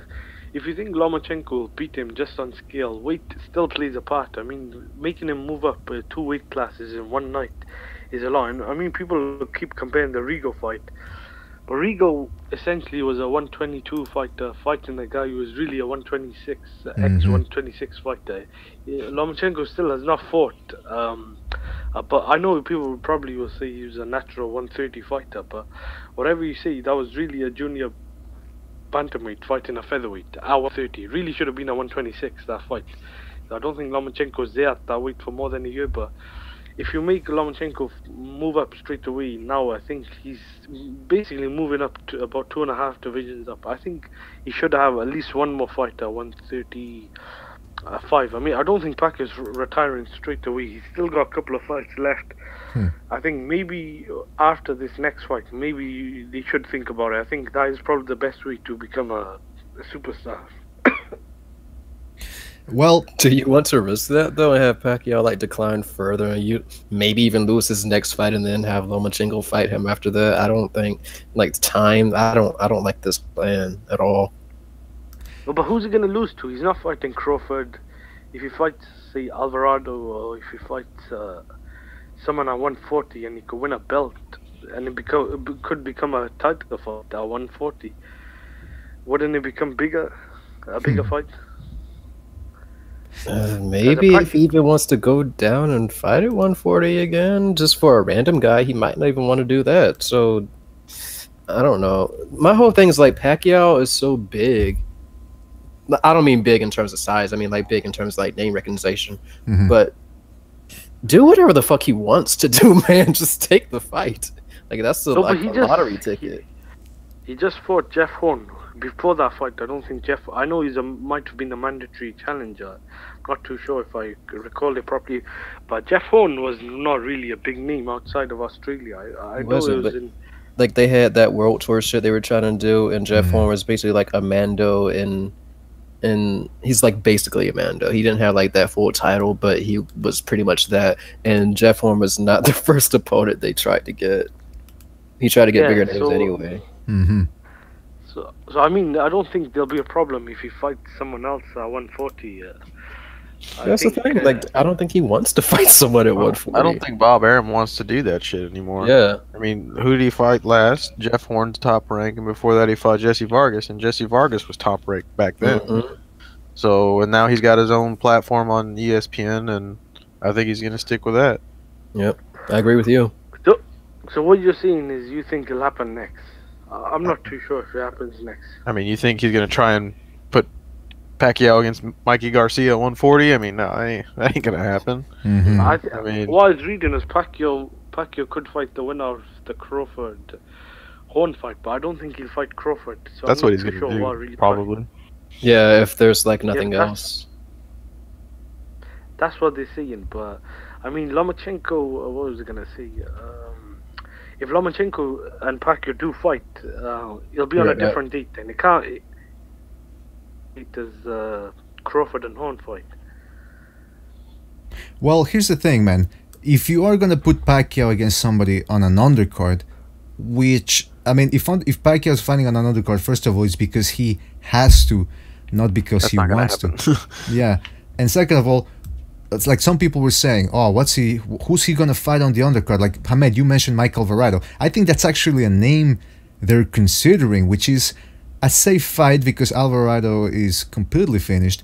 But Pacquiao at this point, like Bucho said, is he fighting for money right now? Because if he's just fighting for money, then that's at the point of a career where things could go real bad against anybody, no matter who it is. Because Pacquiao, no matter how good he is, how fast he still is at 38 or how hard he hits, if his heart is not into it, he could lose against anybody. So at this point, he should really first of all, take things seriously. Fight somebody that he knows he's gonna beat, so that he can get that Lomachenko fight. Because if not, things are gonna go bad for him. But at this point, let's play promoter. Hamed, who would you think is a good opponent for Pacquiao? Like a safe opponent, but that is still scintillating to the masses. I think he should. If I'm the promoter, I'd make the Lomachenko fight. I think that's probably the best fight to make right now. But what I do is probably put Crawford and Horn on the undercard. I mean, a lot of people are saying Pacquiao would be on the undercard, but if you put Crawford and Horn on the undercard, Crawford, I mean, I think is a draw in Nebraska, but I don't think that fight will be happening in Nebraska. I think I was reading it'll be in New York. So if Lomachenko and Pacquiao fight, say in Madison Square Garden or somewhere like that, put Crawford and Horn on the undercard, I think you could turn that into a really big event, and that'll probably do good on pay-per-view. But if you're talking about someone not called Lomachenko, Pacquiao fighting, you're probably looking at someone like Alvarado or someone we don't want to see. I can't really think of many other names. Well, I'll give you one name that people are mentioning. Smoke and Fire mentioned Amir Khan for Pacquiao.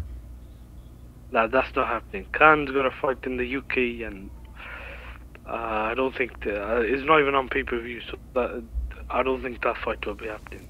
Well, that's the other thing.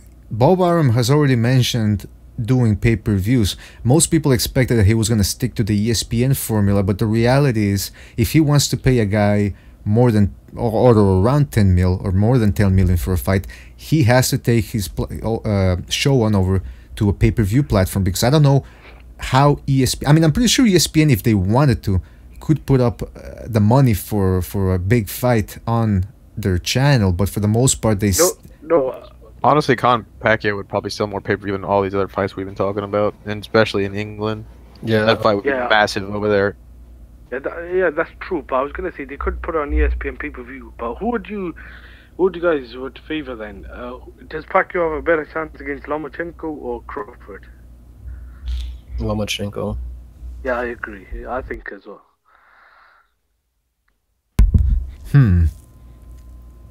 I don't know. I think Pacquiao might beat Lomachenko. I'm not lying. I think Pacquiao still. He had Horn out on his feet. The only reason I think Horn kind of survived because Horn was really big. I think if we never really seen Lomachenko get hit by someone, even though Pacquiao is kind of past his best and he's not in his prime, but we never really he's someone who hits as hard as Pacquiao. And I think one thing that Pacquiao still has is he's got that power. Yeah, but it's still really hard to hit Lomachenko cleanly. Right. But all it'll take is 1 or 2 shots. I mean, Pacquiao's not a one-shot guy. What do you mean? Yeah, I don't think Pacquiao's got that kind of power anymore to one-shot people like he used to. Even though Lomachenko's a little guy, but shit, even like 140, like in 2010. Well, was that even 140? It wasn't. But like even in like 2010, when he was on his run, that was a one-shot power. No, but what I'm trying to see, just 1 or 2 shots could hurt him. I'm not saying he'll knock him out with 1 or 2 shots. I will agree with Hamed. I think he still has that type of punching power that he can hurt anybody, like a flash knockdown type of thing. One punch type knockout power, like clean knockout, that only really happened. No, I never said that. I know. But what I'm saying is it only really happened against Hatton, because Hatton was wide open. Even at 135 and 130, Pacquiao wasn't making guys sleep. He was really breaking them down throughout 8 or 7 or 8 rounds, but he does have that. I mean, look at this. He hit Mosley. He dropped Mosley with 1 shot. Yeah. He hit Buzz Mayweather with I think the left hand. He put Vargas down with 1 shot. I mean, those guys are big guys. I know. I'm not saying Lomachenko is got a bad chin or anything. I mean, the size does play a part into it. If he could hurt bigger guys, I mean, if he catches him, that's the only thing. Is if he catches him. But I will say this, man. Rigondeaux, say what you want about him, he still had quick hands when he fought Lomachenko, and he didn't land anything upstairs. So if Pacquiao, he still has the power, but his speed has really diminished. Exactly, that's what I'm saying. His speed has really diminished, and Lomachenko is, again, against Rigondeaux, he didn't get touched once in the head, at least not that I remember. So I would find it hard for Pacquiao to get that. I don't think Rigondeaux really tried hitting him with his left hand. He tried once or twice. He tried. He got that shit taken away from him. Yeah, he couldn't. He was in survival mode. Yeah. Like, why would he not? Rigo really has that. That's really it. His left hand. That's all he's got. Yeah. It's not like he just went. I was like, I'm not going to use my left hand at all. He doesn't work for it. Yeah. No. What I meant was, that came out of his stupid. It sounded a bit stupid. What I meant was, I think it'd be a different fight. I think Rigo in that fight was in survival mode, and he tried once or twice, and that's he couldn't do anything, and he just went into a bit of a shell.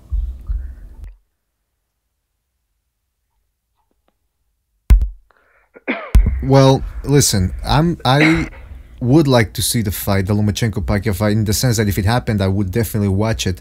But it's a sad sight to see a guy like Pacquiao be put in there as a sacrificial lamb for Lomachenko. I mean, I'm not saying Lomachenko's gonna beat him up, but this is what happens with boxing, man. Yeah, the old star gets put in against the guy that they want to make into a star, and like I said, sacrificial lamb. But by the way, I'm looking That's at a sport.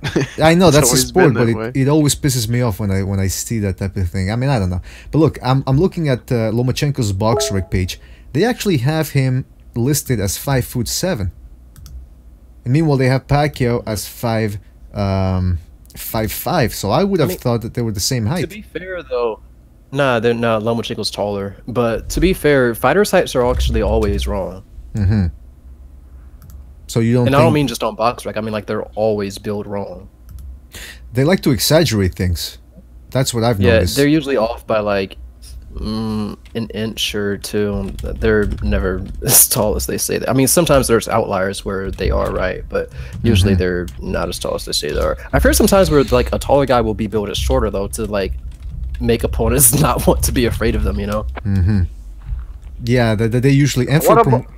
Yeah, sorry. Go ahead. I was just gonna say, what about a Lomachenko-Khan fight? I know it's not gonna happen, but You're just saying that because think you're there has British, to be- man.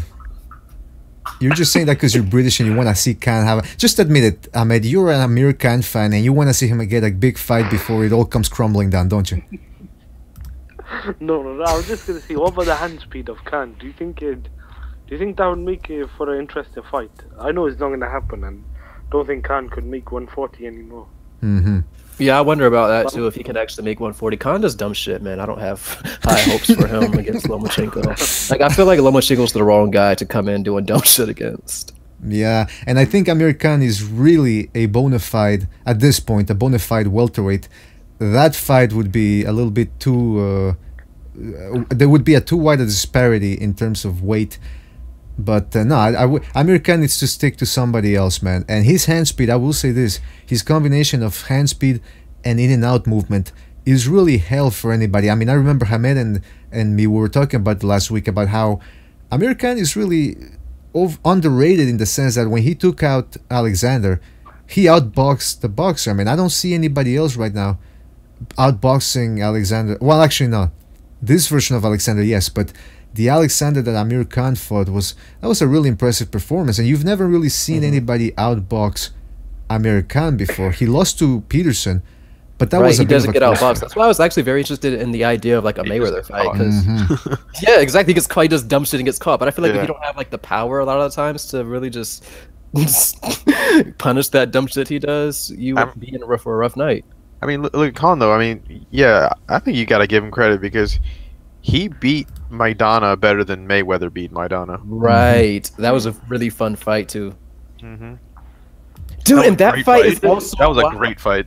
Yes, that fight is also why I say yeah, he did, but that fight is why I say that Amir Khan doesn't actually have a bad chin. He has a I'm going to do dumb shit now because I'm hurt problem. It's not so much of a bad chin. Because if he had a bad chin, Maidana would have took his ass out in the 12th round. Well, he almost did. Whatever round that was, he instantly caught his ass. He almost did fucking Bambi legs again. I mean, it was like so close. Dude, I was so worried watching that shit live. Not live like I was there, like on TV live. Man, I love that fight. I go back and watch that every couple of years, actually. Yeah, that's a good. Yeah, that was a good fight. The other thing that impresses me about Khan, and again, he showed that in the Maidana fight, is his stamina. I mean, look, he was hurt against Maidana, but he never stopped throwing punches in bunches. I mean, I don't know if anybody's ever boxed before, they might think that's that easy shit to is do. tiring as fuck. Nah, that shit is dog. Exactly, that's what I'm saying. That's impressive.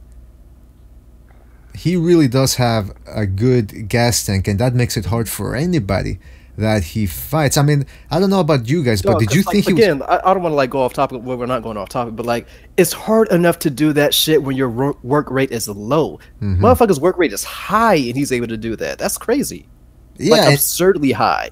and it's non-stop moving as well. Right, He's like, running it's not around even the just ring. the punches. Like, that's fucking crazy. That's what I'm saying about him is that, for example, the Peterson fight, he ended that fight stronger. Never let up with the punches. Maidana, he was still throwing punches like it was the first round. I mean, obviously they didn't have as much steam on them, but they were still coming out pretty fast. So, But you know what? That does hurt him though, because like you said, it doesn't have a lot of steam on it. So you can take those and catch his ass because he's doing dumb shit like that. and that's the thing, because even against Canelo, you could tell that Virgil Hunter. Shit, yep, that was the. Oh my He was god. beating Canelo. He was, but then he got caught. It was like a body shot or something, if I recall correctly. It started, and he's like, okay, I'm kind of hurt. I'm going to stay in the fucking pocket against a guy that's like clearly has like 20 goddamn pounds on me. Like, what are you doing, bro? Against Canelo, you said he stayed in the pocket? No. He Like, when planted got his caught, feet. Yeah, that's what I mean. Like, planted- Okay. And he did it several times before he got caught. I knew it was Yeah. coming, but you know, he doesn't have the discipline to box for 12 rounds. Mm-hmm. He's gonna fight at some point and stand toe to toe and try and be a fucking tough guy, and it doesn't that's- work out for him most of the time. point fight gay. Like, that's what you want to do right now against someone like that. Well, Just that's the doesn't have thing. the chin to fight that way. The thing about What Khan is. about But what hold about on. Mayweather? Didn't Mayweather duck him then? Because I think Mayweather kind of avoided him. And I think fought that's Brittle the instead. honest, because like you can't like put out a fucking poll and be like add Amir Khan to that poll and be like, who do you want to see me fight next? I'm gonna fight them next, and then Amir Khan wins the poll. Like, not fighting you. Like, nah, you can't do that. That's you can't do that. Mm-hmm. No, that's true, man. But listen, the thing about that, and we'll get back to that Mayweather Khan fight, like a potential fight or a fantasy fight, I should say. But the thing about Amir Khan is against Canelo, he got baited in that fight. He bought the feint. The other thing was that you could tell that Virgil Hunter was working on calming him down. And I just want to show a clip real quick here of how, when you're sparring as a professional, there are sparring sessions where you have to go hard. That's understandable because you have to adapt to that high pace and that intensity. But there is a clip that I found here on YouTube.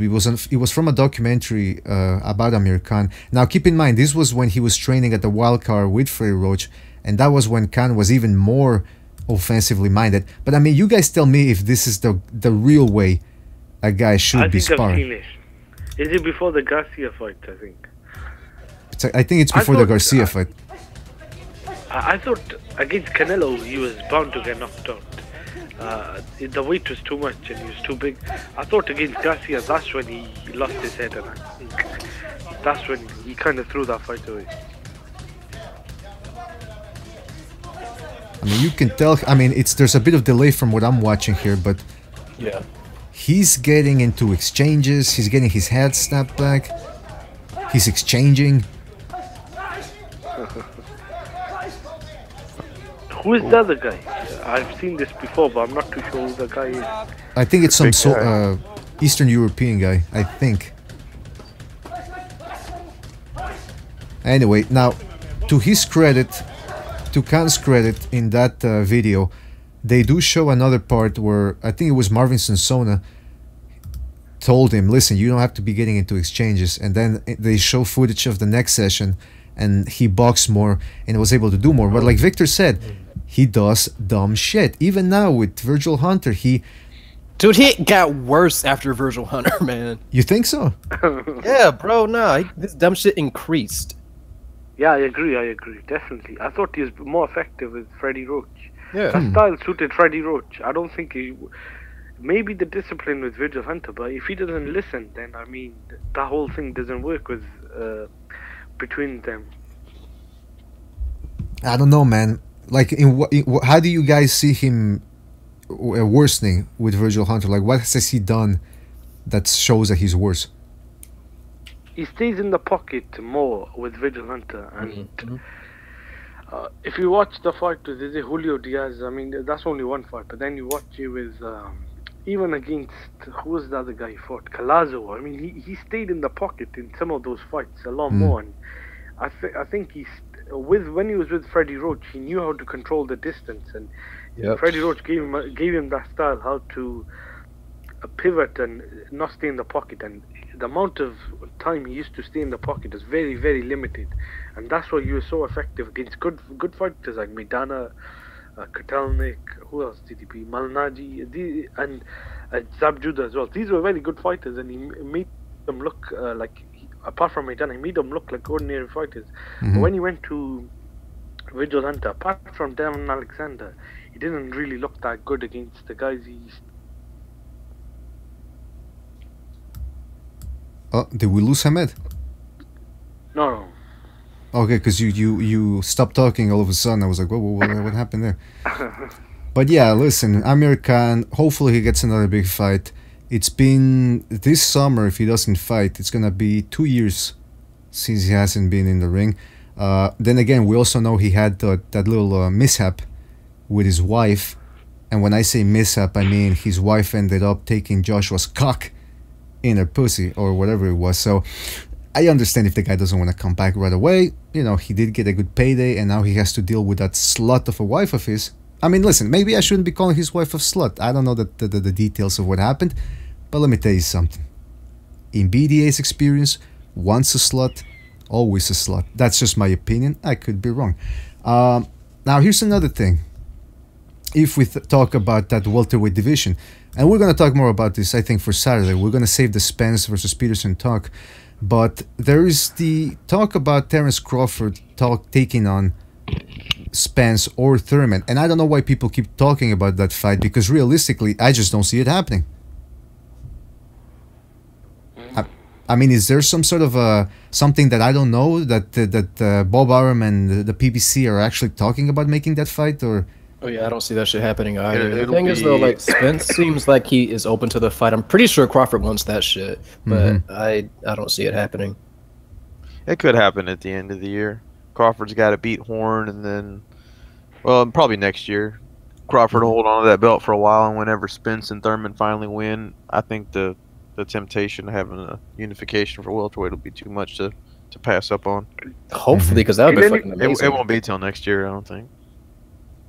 Did anyone see the press conference? I think Spence was addressing Thurman. Like, he didn't see his name, but the way he was directly talking about it, I think you're saying if you're a champion, you should be willing to fight other champions. And I thought that was quite bad on Thurman's. I'm not too sure if Thurman and Spence will be happening in 2018. I think maybe 2019, but then the Crawford fight will probably get pushed back to 2020, so that's not good as well.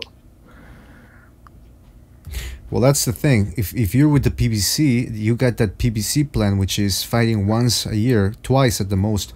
They don't know how to develop fighters. We've talked about that ad nauseum. So hopefully that fight happens. I think at this point it's more wishful thinking for most fans about a potential Crawford versus Spence fight. So for the most part, I want to see Spence versus Thurman.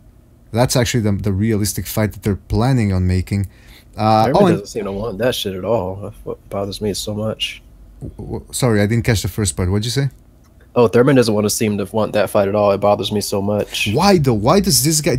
I mean, I don't think he's the type of guy that's afraid of anybody. I don't think he's not. I think Thurman's a weird guy, man. Right. And it's whatever he's thinking in his head at the moment. And yeah, in his head at the moment, he's worried about his elbow or whatever the fuck it is. He's focused on his comeback fight, getting back into the game, and then after he wins that fight, he'll probably take a break, and then I think he'll go after Spence. Like Thurman's not afraid of anybody. He's just that's the thing. He like just lives in the moment, and he's like the Spence fight isn't gonna happen. He's made up his mind. He's like I'm taking a comeback fight to knock the rust off, make sure my elbow's good, and then when it's good, we'll go. Like that's his thought process. He's all into that, spiritual, holistic type shit. So That's, dude, that's just the way he thinks. He's not ducking. He's not. Yeah, if he said that, I would be fine with that. If he just came out and like directly said that, because I agree with you. I don't think he did say it. He said it when they interviewed maybe 3 or 4 months ago. Him and Spence were on one of the PBC Showtime fights, and that's what he said. He said, "I'm gonna take a tune-up, and after that, we'll see what happens." It's like, we'll see what happens. That phrase and shit like that is the part that bothers me. Like it's just the way he's phrasing things makes it sound like he doesn't want it to me. Well, Haymanites has been making memes about Thurman not wanting to fight Spence, so I assumed that there might have been some talk about, or rumors, based on actual evidence that Thurman doesn't want to fight him. But I have a hard time believing that Thurman doesn't want to fight Spence. Like Ray said, I don't think Thurman is afraid of anybody, so I don't know. It's hard to figure out this situation out.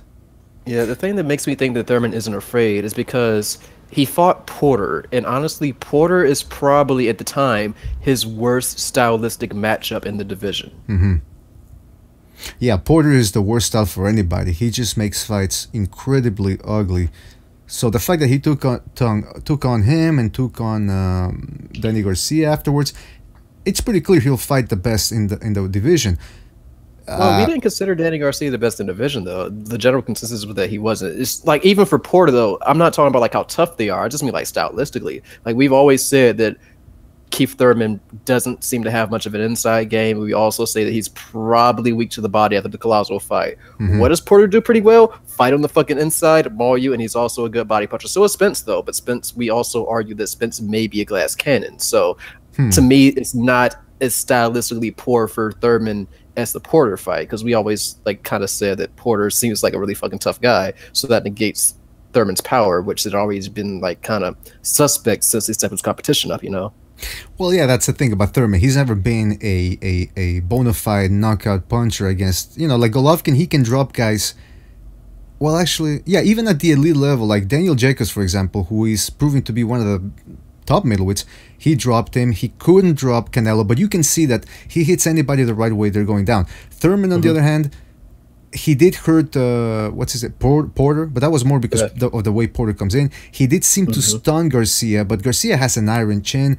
But even then, Thurman doesn't drop guys early. Like, for example, if you want to see what a real puncher is, like an out of the norm puncher, it's when they drop guys early, when their opponents haven't yet accustomed themselves or acclimated themselves to the power. Thurman, for the most part, he tends to wear his guy down. I mean, listen, don't get me wrong. He's a good puncher, maybe above average, or a better puncher than most in the division. But yeah, his power tends to be a little overrated. Exaggerated. At the same time, though, welterweight division, you're not usually going to see like super hard punchers there anyway. Usually you don't see that until you like middleweight and above. But I mean, you guys tell me, why is Thurman, like, for example, I've had this discussion with King Bucho. Bucho doesn't seem to think that Thurman is all that good. Am I overrating Thurman here? Because I'm not saying he's some sort of master boxer, but I'm saying he's going to be very difficult to beat for anybody. He's not. He's not a flashy guy, but he's pretty good at adapting to any style. And he may not do it in the flashiest manner, which is probably why people aren't impressed with him. But what he does, it seems to work. That's true. That's true. Now, I will give King Bucho credit, because one day I was going to make a video about Thurman's underrated skills. So I started rewatching the Porter fight, and wouldn't you know it, I actually got a little underwhelmed by his guy. I had actually assumed, I don't know why I had it in my head. The Porter match was a really bad matchup for Thurman. I think he lost that fight. I can't argue it. Seems like it'd be pretty hard to look good against Porter. I mean, like you said, he's going to make every fight ugly. He's going to make you work for that fucking victory. Exactly. Yeah, I love that guy. That's why I want to see him versus Spence so much. That's a great fucking matchup to me, man. Yeah, that'd be a better fight probably than dude, it would. Spence, but you know, everyone wants to see him. Like, when have you ever seen Porter in a bad fight? His worst fight is probably the fucking Brook fight, or maybe the Granados fight once he broke his hand, but he broke his fucking hand. I can't fault him for that. And Brook, that was mainly because of the holding that happened in the fight. So but the Devin Alexander fight was really sloppy as well. I didn't like that one. But yeah, wait, are you sure? Porter, yeah, he took on Devin Alexander. When was that? 2013, I believe. I don't remember that at all. It was on the undercard, I think, of Zab Judah versus Malignaggi. I mean, Zab Judah Malignaggi, I think. Anyway, but I remember they fought. No, you're right. Because after that, Porter fought Yeah. So, but that's the fight that I would really like to see too. Porter versus Spence, just because of the stylistic matchup. But then again, like you guys said, they want to make Spence Thurman right away. Speaking of Thurman, do you guys think it's an interesting fight now that he's taking on Vargas? Yeah, it's a good tune-up fight. I think it'll be a good fight. Yeah, I like that one. I like it because Vargas has hand speed. Yeah, he's not a guy that runs away, so I think both those guys will probably slug it out for a few rounds. it's actually a pretty good fight for a tune-up. I don't see it as a tune-up. I see it as an actual, hard fight for Thurman. Yeah, like I say tune-up, but I think I shouldn't even really call it a tune-up because I mean, Jesse Vargas is a former champion. Mm-hmm. I think did he get a vacant belt to get his title? It doesn't matter. He's a good fighter, No, he beat Saddam Ali. Yeah, it was a vacant title. Yeah, he beat Saddam Ali for the vacant title. Yeah, those titles that I don't really follow. Well, that was because Mayweather vacated and all that. Okay. But Vargas has shown that he does have an underrated right hand, especially since he switched trainers. He seems to be working on putting more leverage into the right hand. He actually stunned Pacquiao, if you remember, in one of the middle rounds, I believe. So the guy can crack. Was that? I never saw that fight. No. Wait, which one? Pacquiao Vargas. Oh, you never saw that one? It was actually decent. Yeah, it was pretty good, man. But yeah, that showed that Vargas can crack with that right hand. But against Thurman, here's the thing about Thurman. He's got a weird style because it consists of essentially moving, luring guys into his movement, and then catching them with hooks and uppercuts, counter hooks and uppercuts. He doesn't jab that much. He doesn't, he's not the most active fighter. Isn't he a good jabber? I'm pretty sure he is. No. I mean, you would know better than me because you did like film studies and shit like that, but I have a... He telegraphs the jab. He doesn't jab enough even when he does throw it. Like, for example, against Porter, you compare Thurman's jab to Kell Brook's jab. Yes, Kell Brook did a lot of holding in the Porter fight, but he snapped that jab and he was snapping Porter's head back as he was coming in. Thurman, he wasn't snapping the jab back. Now, you could say that he didn't want to use the jab because he was content to let Porter walk into his big shots. Okay, but even then, when you're fighting a guy as open as Porter is when he comes in, you stick that jab. He let Porter control too much of that fight. Maybe, yeah, maybe Thurman fell into that, sloppy, because that's the thing that happens when you fight a guy that closes in the distance pretty quick and makes it sloppy. Yeah. Sometimes you fall into his, what's the word I'm looking for here? Like the aura, like it's like going into a whirlpool. You get into his whirlpool, and before you know it, you can get out. Exactly. So maybe Thurman got a little too power punch happy in that fight. I don't know, but even then, I've never seen a fight of his where she actually lets that jab go. And again, maybe that's his style. Maybe that's the way he likes to do it. But what I'm saying is that what happens when he does take on Spence, who has a good jab when he decides to use it as well, especially when he's coming in. Like, does he get into a fight? Can he neutralize that jab with his own jab? Or, like, for example, Bernard Hopkins, when he beat Pascal in both fights, well, actually, the first fight was a draw, but you know what I mean. He was out jabbing Pascal. And Pascal never had that ability to counter with a jab of his own. A good jab will get you out of many situations. And I'm wondering if Thurman even has it. What's that? Look at Golovkin right now. Won his last 2 fights because of a jab. There you go. The jab is an underrated weapon. Cachnello gave me my fight is in the chat room. Shout out to him. He says, I like Vargas versus Thurman. Vargas' bodywork can definitely bother Thurman. Interesting fight. And he agrees. Thurman doesn't have a jab. Listen, if you do have a jab, if he does have a jab, we would have seen it already. But it's not that he's deciding not to use it. I think he just doesn't have a good jab. And I'm wondering when that's going to cost. He doesn't sit on his shots, and a lot of his shots are like he lunges in, and I don't think he really has a jab as well. I think Thurman needs to sit on some of his shots, but I think his chin is a bit questionable, and I think he's changed his style. Early on, when he was fighting lower tier guys, he was knocking these guys out because I think he could get away with some of the things he was doing, but since the fight with, what's his name? I forgot. I think it was Soto Karas, where he got buzzed a bit early on. I think he's kind of turned into a boxer. He doesn't really, I think, have enough confidence. He's got power, but his chin, I think he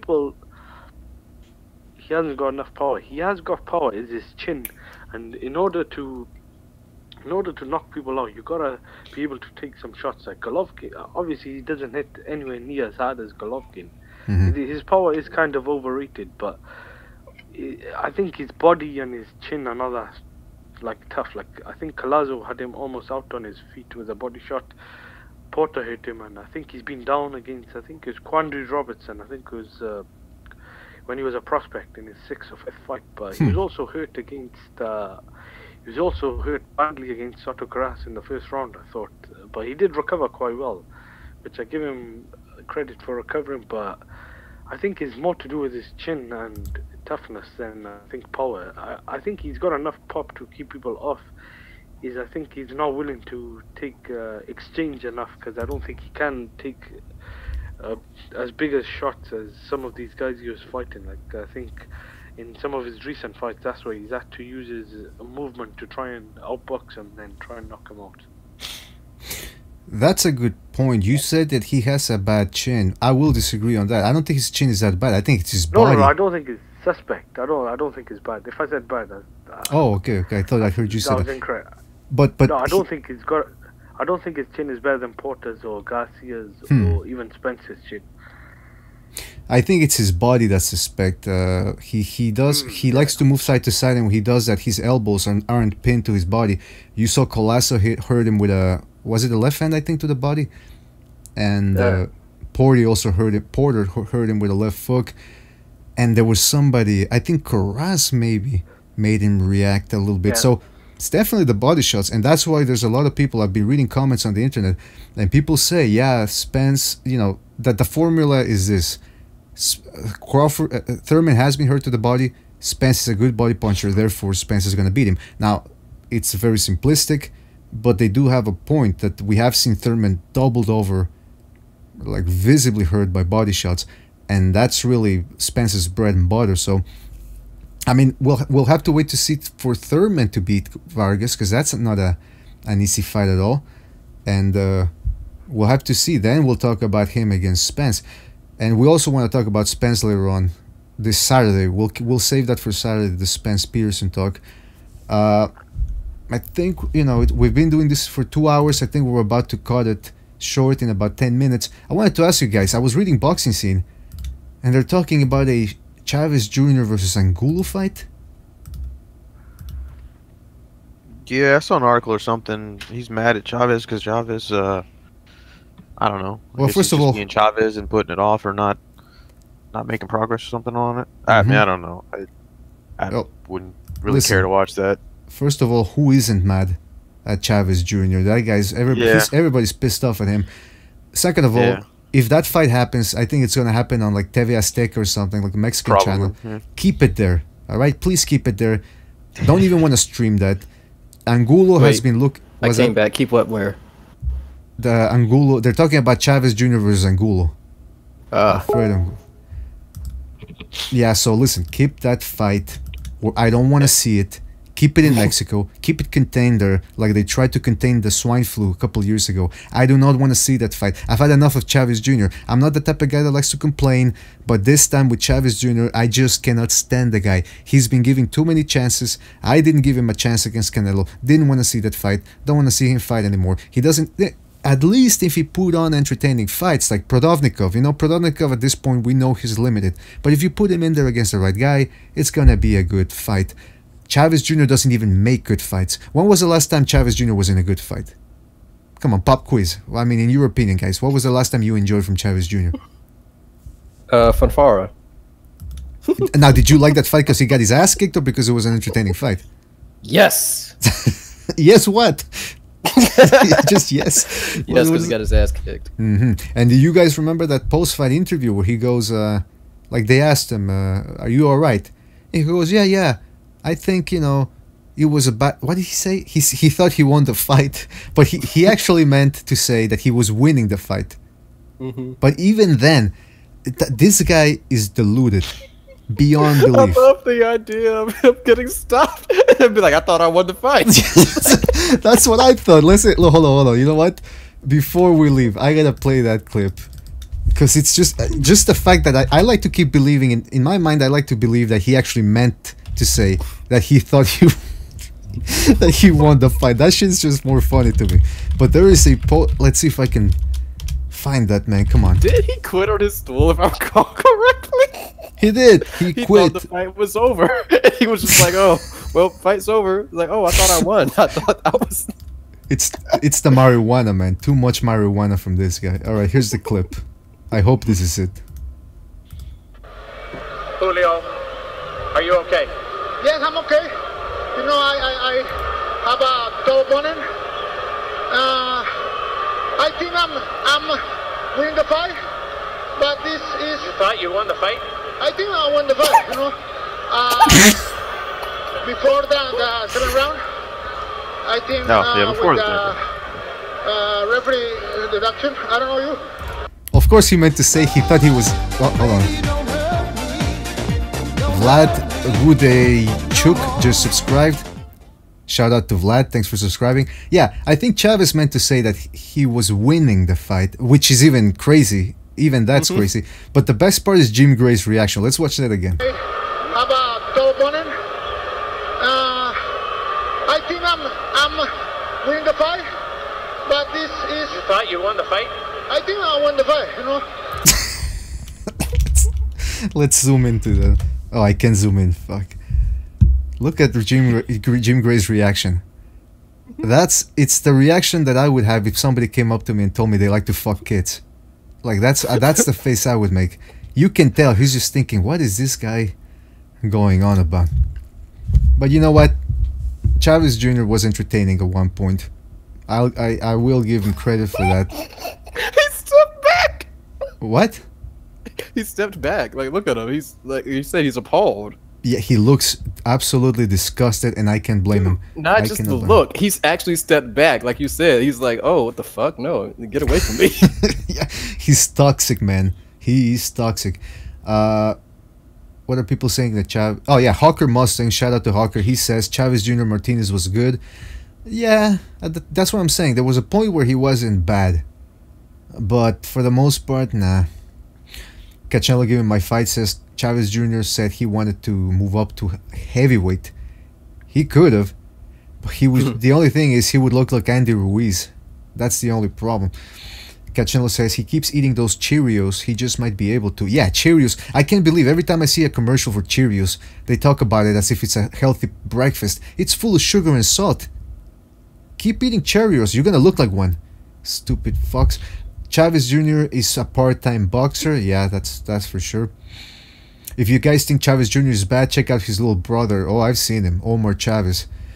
Hawker Mustang says it's like when Mike Tyson said he fought with a broken back. Yeah, that was another Jim Gray moment. Oh yeah. Yo, I broke my back. Is Hamed still here? I'm still standing up. Nah, Hamed, he had to go. Okay, he just sent me this tweet where ESPN is reporting that Kenichi Ogawa has failed a drug test for synthetic testosterone. His win over Tevin Farmer could be a no contest. Now, why did it take so long to get that test result? Oh no, that's how that shit is. It actually takes quite a while. No kidding. Yeah. I thought they could do it fairly quickly if they wanted to. I mean, sometimes like these things happen like that, man. It's not uncommon. Okay, but now, do they take time to post the results because they have a backlog of things they have to take care of first, or? I imagine. I don't know how the testing process is, but I think it's like a backlog and also just making sure. Okay. Sometimes they gotta run B samples and shit too. Yeah. Yeah. Okay. So now, I assume they're talking about the A sample right now. I think because it doesn't seem like they are actually. Let me see what this exact message is.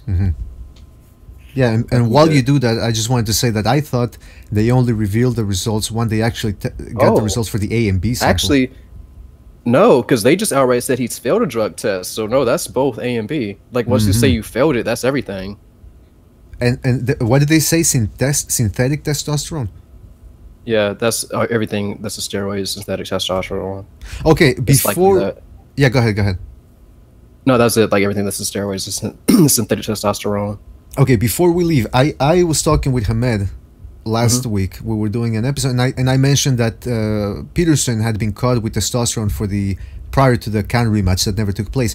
And I had read, and I couldn't find the article again, but they were talking about how he had injected a testosterone pellet into one of his ass cheeks. Is that true, Victor? Yeah. Do you remember that? No, that's the thing. That's what he tested positive for. A doctor will give that to you if your testosterone levels are kind of low. They have a thing where they inject something into you, like through your butt. When I say inject, I think I should be saying insert.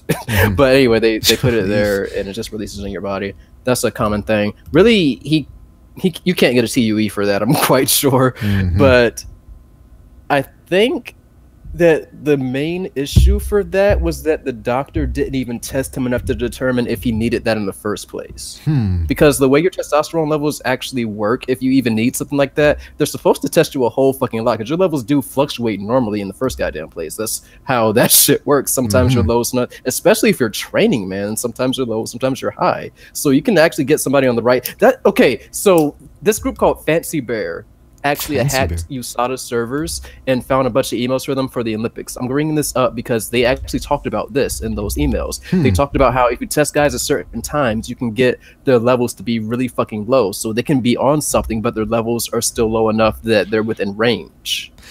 So could that work vice versa? Let's say somebody wanted to set somebody up. Yeah, you can definitely do it like that too. If you're trying hard enough, you can actually get a guy to get a false. Well, it depends though, because really for your shit to be pretty fucking high, those aren't levels that fluctuate that high in the first goddamn place. Because we're talking like 3 times the normal level anyway, like at least for the most part. So no, you can't do it like that.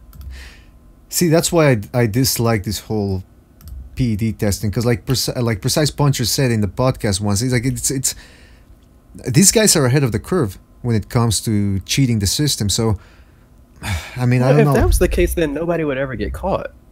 Yeah, but that just might mean that the chemist or whatever who's taking care of all these things just simply fucked up, or maybe he wasn't a good one. I don't know. I don't know. But it's actually pretty rare to find a guy that is really good at this and knows how not to get cut. Because look at how Victor Conte is. Like, he's one of the like fucking premier guys. And he was like on the Olympics, like testing guys for the shit. He revolutionized a lot of shit. That's one guy. If it was like that easy, you would have way more than him and Herrera. You would have a bunch of fucking guys, and it wouldn't be that big of a deal that he did it, because like everybody would be able to do that shit. So it's not very easy. There's probably like fucking maybe 10 people on the planet that are able to like do these things. Right. That's a good point.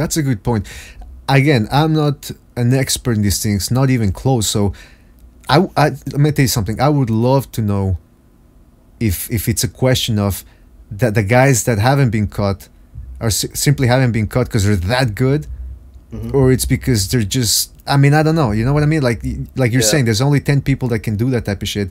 Maybe those 10 guys are just geniuses and they'll never be caught. I don't know.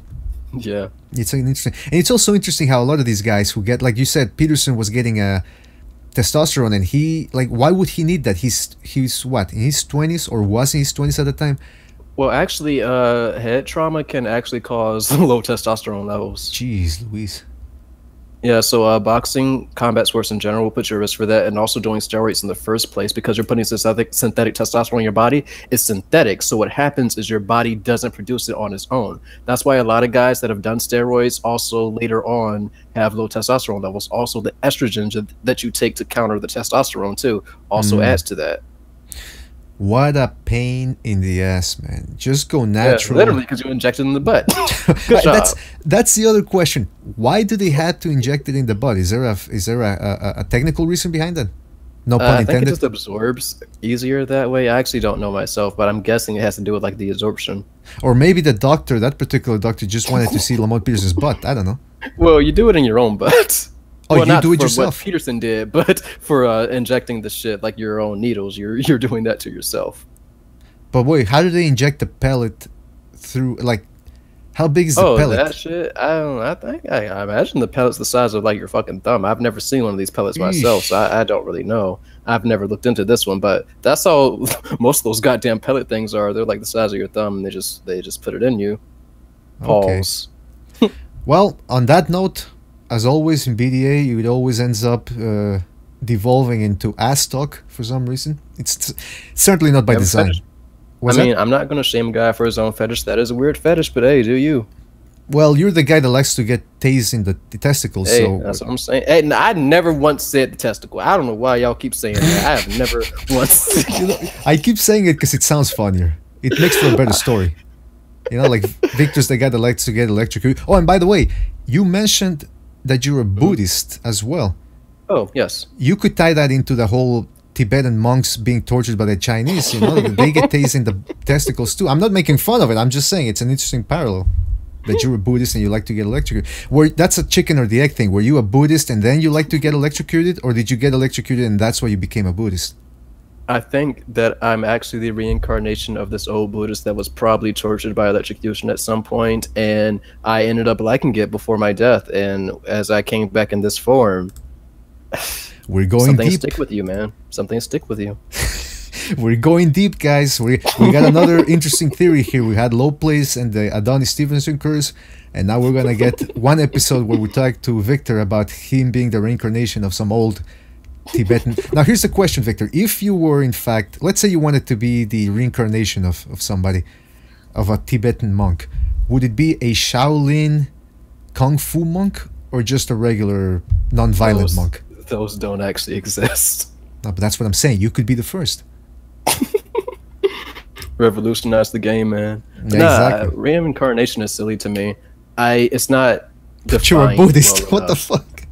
Well, no, reincarnation actually isn't a big part of Buddhism. Buddhism honestly doesn't really deal with metaphysics in that sense. I mean, it depends on how you view metaphysics, but it's not like a big thing. My whole thing with reincarnation is it deals with like the concept of a soul in the first place, right? But a soul is actually a very ill-defined concept. So like what exactly is reincarnated and how? You can't clearly answer that. There's no way to answer that because it again deals with the soul, so ill-defined concept. So you're not going to get any answers there. It's way too fucking vague for me. I'll deal with things that are, you know, proven, that makes sense in some way. If you can have a good explanation for them.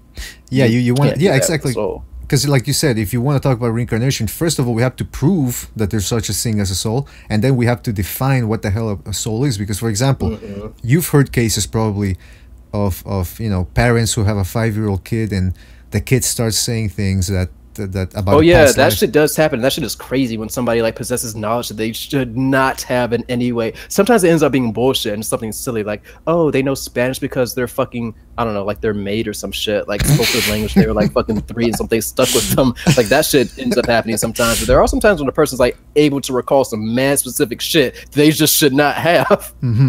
So that begs the question: if let's say that is that reincarnation, and if so, does the soul have some sort of like, does the soul memory, like how does that even fucking work? Like, yeah, how does that get encoded into the metaphysical body or electric body or whatever the soul might be? Yeah, it's a difficult question, so I don't blame you for not believing in that. But then again, I don't completely disbelieve in it. I'm just not going to be like, oh, I'm the reincarnation, because like how the fuck would I know? I know, yeah. Like I wouldn't know. I can't prove it. You can't prove it, so I'm not even going to bother. Exactly, and I do the same thing. Like I like to go into a religion and pick and choose what I like and what I don't like. For example, when exactly, that's how I think you should be doing it, honestly, because like everybody's an individual. You just like choose what fucking works for you to benefit you. It's like when I go to mass, and we do the whole thing with the body of Christ, and you know, you take the sacred host, and you know, and you drink the wine. No, that shit is weird as hell to me. I feel like that concept is weird as fuck to me. But see, you're not looking at it the right way. Have you? Yeah, I'm not, man. When was the last? Because every time I hear about it, I'm like, this sounds like y'all fucking cannibals. Like, I know that's not what you're supposed to look at, but like, that shit sounds weird to me. No, it does, definitely. When they say body of Christ, blood of Christ, like, ugh, come on, man. I mean, I know, you know, we all, like you said, we all have our fetishes, but a cannibal fetish, no, that's too much for me. But I will say this: church can be very boring. Come on, we all know it. The only highlight of going to church is when you finally get to have a little snack, and they give you a drink of wine. Now here's the thing, I like to pick and choose and modify my religion. So when I go up to the priest, I say, come on, how about you give me 2 sips of wine instead of just 1? So see, you can modify, you can do some aftermarket modifications for your religion. Now some people might call that sacrilege, blasphemy, but hey, Jesus very clearly enjoyed a drink. I mean, one of his first miracles, turning water into wine. They said he had red eyes and some shit like that. Sign of an alcoholic. I'm just saying. Exactly. There you go, man. Come on, you gotta. The Bible says, "Love your enemy." They also say alcohol is a man's worst enemy. So, And besides, Jesus was a true revolutionary. Didn't he say that he was gonna be he was gonna break the wheel or something like that? Or maybe I'm getting that from that Last Temptation of the Christ movie. Anyway, you can tell that I haven't been to church in a long time. But before we go, let's read the comments. Mateus Lee says, I heard that Al Heyman's she-male did his piss test. My goodness gracious. Yeah, I've heard that rumor about Heyman and she-males. I think it's just a rumor. I think it's just a rumor too, because we don't know that goddamn much about him. And it just sounds like some shit that somebody would make up. Because, like, out of all the things we hear, like, that's one of the first things. We don't hear shit about this guy, but that he likes tranny porn and she-males and shit. That's wouldn't it be funny? And not suspect in the sense that it's gay. It is pretty fucking gay, but not in that sense. I mean, like, suspicious. Like, I don't trust this. Wouldn't it be something if he was actually into being tased like you, and you actually had something in common with him, and that one day you met and you bonded over that electrocution? And he gives me like his fortune or some shit, like, you are my long lost son. You're my son in spirit. Here's $1 million. Man, that would actually be a great story, man. We need to make that happen. See, it's always good to have a fetish because you can always bond with somebody over that fetish.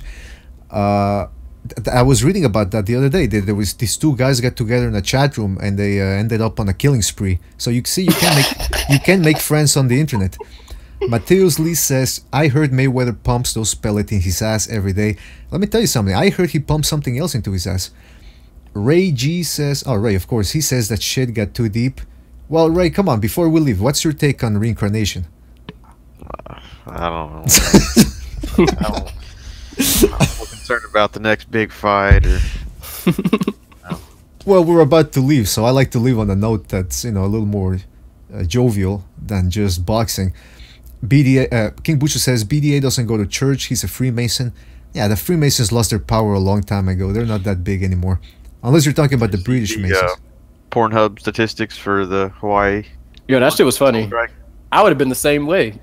If I knew I was about to die, you better be goddamn sure I'm gonna finish busting that nut. I ain't getting off that fucking shit. Dog, nah. If I think a nuclear bomb is about to hit me some shit, I'm not watching porn. I'm going out and just hitting every goddamn bust that last nut. You're gonna go outside and watch yourself burn alive. Not on Pornhub. I'm gonna tell you this. I'm gonna find some woman. So rape somebody? Yeah, that's what. That did sound like what I was going for, because I didn't make that shit sound consensual at all. I'm gonna find some woman.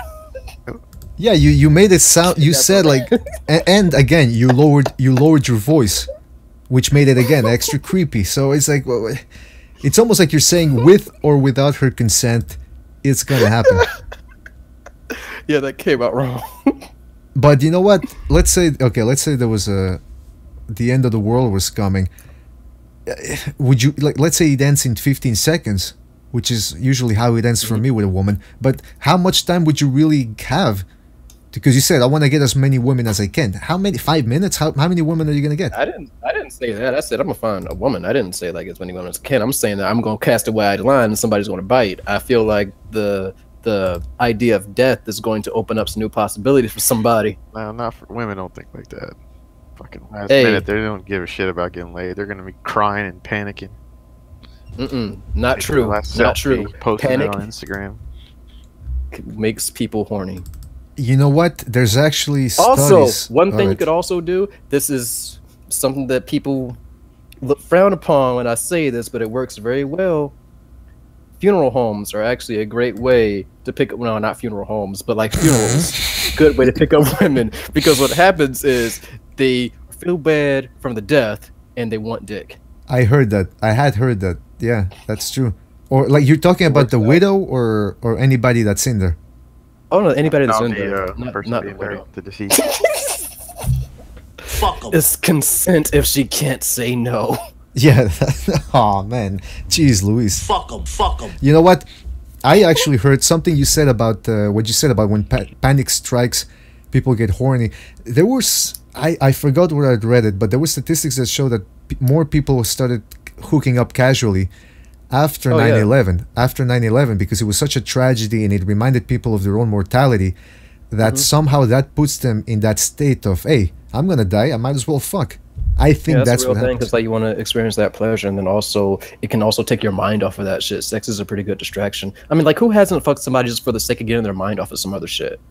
Absolutely, it's like you say, it's the best distraction out there. All right, well, I guess that ends that, man. Listen, I want to thank Hamed for having been here. Victor, I want to thank you.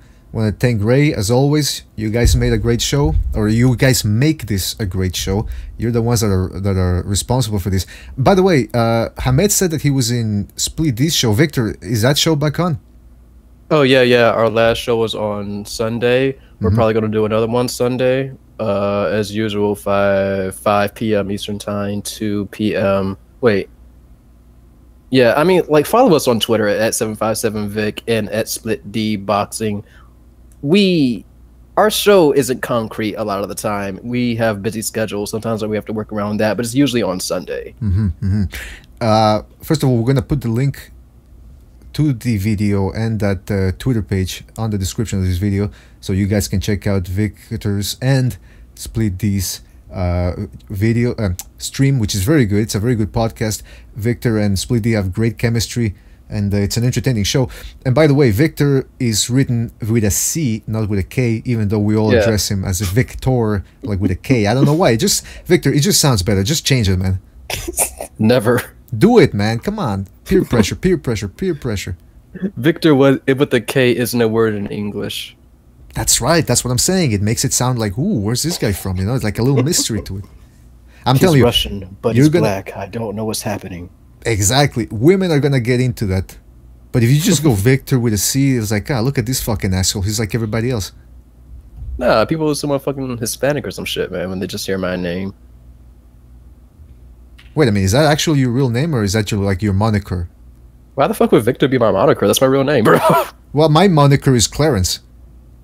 So, I mean, I pick up the most mundane name I can find and just go with that shit. Good plan. Because it's like a sarcastic, ironic type of thing. I use my real name everywhere for boxing-related online shit. Then I have a separate online name. All right, so your show is back. It's a good show. Again, we're going to put the link to that show in the description of this video. Don't forget to check it out. What else? Well, I guess now we look at the chat and say goodbye to everybody and shout out to everybody who was here. Luis Catorce, Juan Pacheco, Akuma's Deception, who was in here as well. Smoke and Fire, Reversely, who was here as well. Mark DeLonge, Foul Pole Boxing, Jay, that's just a J, by the way. JLM. No, wait a minute. There's 2 J's in the chat. What the hell? That's kind of creepy. I'm not going to be able to sleep anymore. Juan Pacheco, again, shout out to him. B-Prob KR was in here as well. Michael Stock. Lowplays was in there for a while. Original Bruno. Taylor Pinky. Thank you for watching. Hawker Mustang. Hawker Mustang was what's the name? Dead Fives was also in there as well. Mateus Lees. So guys, thank you for joining us. We're gonna do another podcast on Saturday. We'll talk about the Spence versus Peterson fight. Until then, guys, take care, and we'll see you on the next one. Take care, guys.